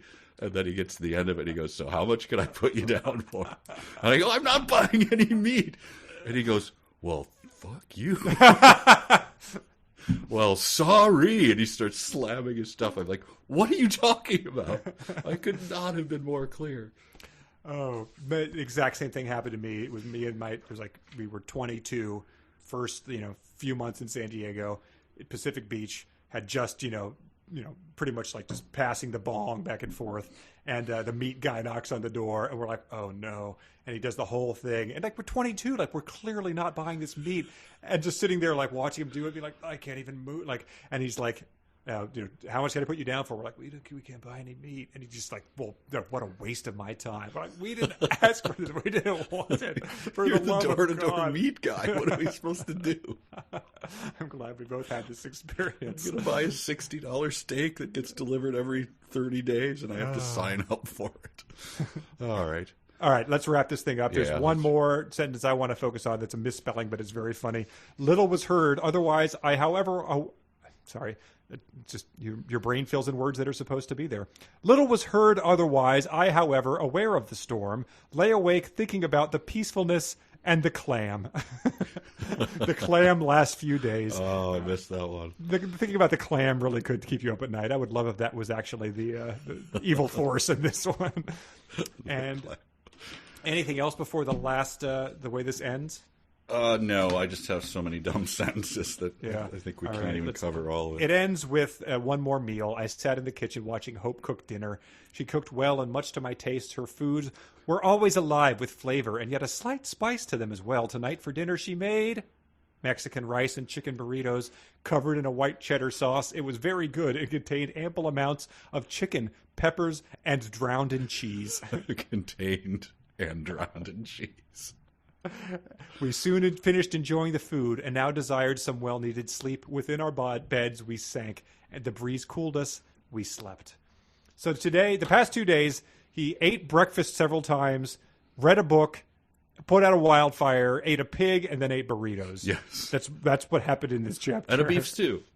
And beef stew. Yes, there was a beef stew interlude. An Amuse Bouche of beef stew. Yes. Holy crap. This has to be the longest we've ever talked about it. I'm sorry, but this is so nuts. I looked at my notes. I was like, I don't think I've ever had this many notes. I went to the dark web, and we got to save it for next time. Okay. I did. I forgot about it. I can't find this out anymore. God. Whew. All right. Whew. All right. Well, let's do some dumb sentences. We gotta come up with a new sentence song. Yeah, that's right. No sentence song this time, folks. We're getting dinged on Spotify. We gotta go all original. Let's see. Here's the dumb sentences from our beloved Patreon listeners. Let's see what we've covered a lot of these, but let's revisit our greatest hits here. Amanda submitted, "I politely took both our plates and started to walk back to our table. I had forgot to mention my crippleness. I soon figured out." Janelle submitted, "Thus it was followed by a light, deep voice," as demonstrated. Sarah submitted, "I know of the engagement and marriage of these persons." She said that's what she thinks every time she sees a couple post "we did a thing" on Instagram to announce Sarah. Claire and Justin submitted one of your favorites, "blood pressure, good medicine, good." Nolan submitted, "the mail traveled by horse, or if needed, sooner by way of Nerfon." He said it reminded him of the sentence, "In the middle of the night, Willow Ufgood rode the back of a dragon," which is how Shadow Moon started. Chris submitted a adjacent one to Janelle's, "Well, I guess while we are on the subject, I am crippled and legally blind." He said, and this is another one, "Not since the mother from the room exclaimed, 'I definitely have breast cancer.'" Yes. Was there a non sequitur that had so little significance to the plot? She should take one of those pills. He gave the doctor. Do you know the mother in the room's name? Any listeners out there? Do you know? I don't remember. Claudette. He's one time creature. Oh, hi, Claudette. Harrison submitted, "the smell of grilled beef, sausage, and other meats, of which were gently but lovingly glazed with a smoky barbecue sauce, filled the air." Scott submitted, I held back the sadness apparent in my voice. He questioned how it was apparent if he held it back. Mike submitted, I walked back to the ICU and entered her room, the IV sticking from her hands, and the oxygen mask made her look awful, but I knew she would be fine. Mike said, I hope the IV would be sticking into her hand, or not from her hands, or he may not be as fine as he's assuming he would be. Alejandro said, she ate carefully, watching not to spill or rush too quickly. My guess is so she wouldn't look like a pig in my presence. Sweating while she ate the pig, though, he was okay with. So, sweating while eating, not a good look. Nathan submitted a very short one. Omelets, nice. Elliot submitted the creamy sweetness of the milk and chocolate mixture passed over my tongue, cooling my body as it cascaded down my throat. Jeffrey submitted, the food was coming along well. I had put the chicken into the oven and prepared the lettuce for cutting. My knife wasn't sharp enough, so I used my claws. They were always clean due to being laced with plasma. Harrison submitted, she led again for a few more songs, after which I led again, but felt I did well. By the time we left the club, it was cool, dark and cool, outside sat Fireball, awaiting our return. I just wondered if he sat there the entire time or went or did something else. He said, this one dumb sentence contains 5 dumb sentences. Khan submitted, the girls went to look at, well, whatever girls shop for, as did we. That was while he was buying a quill pen. Andrew and Jacob submitted, I paid for everything, and this small woman of a waitress showed us to our table, a place in the far left side of the building. It was a booth seat by one of the tall oval-shaped windows. Mark submitted, Mark is the guy who submitted the book. Mark, the day now broke, and I felt the warmth of the sun on my face. It was Sunday. Chillicothe is where I wanted to go, but I knew I had to prepare for the first day of the new school year. I guess that's the lead of the book, and that's all the madness to follow. Jim submitted she got some chicken too, but also an enchilada and rice. Dave submitted, anyway, we're going to have food like burgers, hot dogs, sausages, and other things, salad, cakes, all the usual stuff. Neva submitted, it's a dance with fast-paced movements and passion, something which was incorporated in many Spanish customs. That's salsa dancing. And she said, clearly a Fax King aficionado. Valentari submitted, the others stayed behind to help clean up. I did, however, leave a check large enough to pay for the reconstruction of the homes and land lost. They wondered, a check made out to whom exactly? Paid to order of victims of wildfire? Jackson submitted, the flavor is very apparent, and the cool tomatoes make it great. Thanks, honey, the food's good. That's what you're going to say to Bridget later. Yes. Mike submitted, yes, I want Sylvia Ball. There are 3 commas in that 5-word sentence. Amy submitted, I made my way to the wardrobe, putting on fine clothes, consisting of light tan-colored shirt and pants with my initials on the chest and fine boots, of the same color.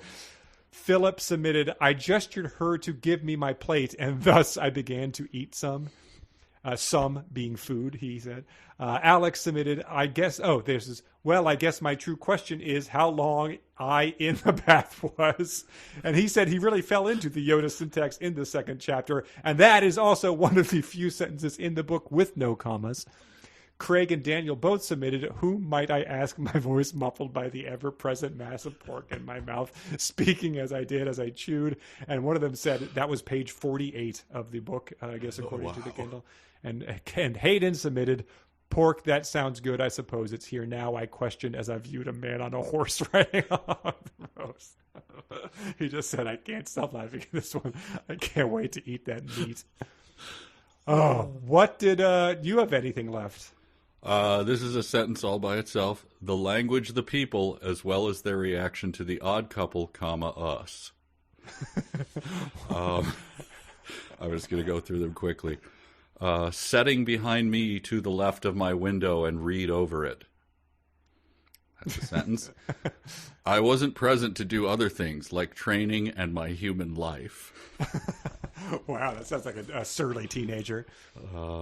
I assumed she knew as the smell of olive oil filled the room as I began to put on my shirt. Wow, in isolation, that's gold. Oh, this one's too long. I'll skip that. The warm tea kissed by the fresh sugar cascaded onto my tongue, destined only to fall into my stomach. As my body became motionless, my mind became again active as I entered, as I seemed to do a lot, the realm of dreams. Wow. Yoda syntax. And my final one. Instead of a massive wave, I forced the water to come up through the ground. THREW. Thus it smothered the flames. I have like 5 more. So anyway. Yeah, I've got a few more. We then left for class. She had no classes with me at any point during the day except lunch, so the end of which came all too quickly was unpleasant to both her and I. Here's another one. I think this is standing before me was a man by whom I hadn't had any idea of his origin. And then the last one is, smile I did at the thought of her viewing the clothes. Yes. Wow.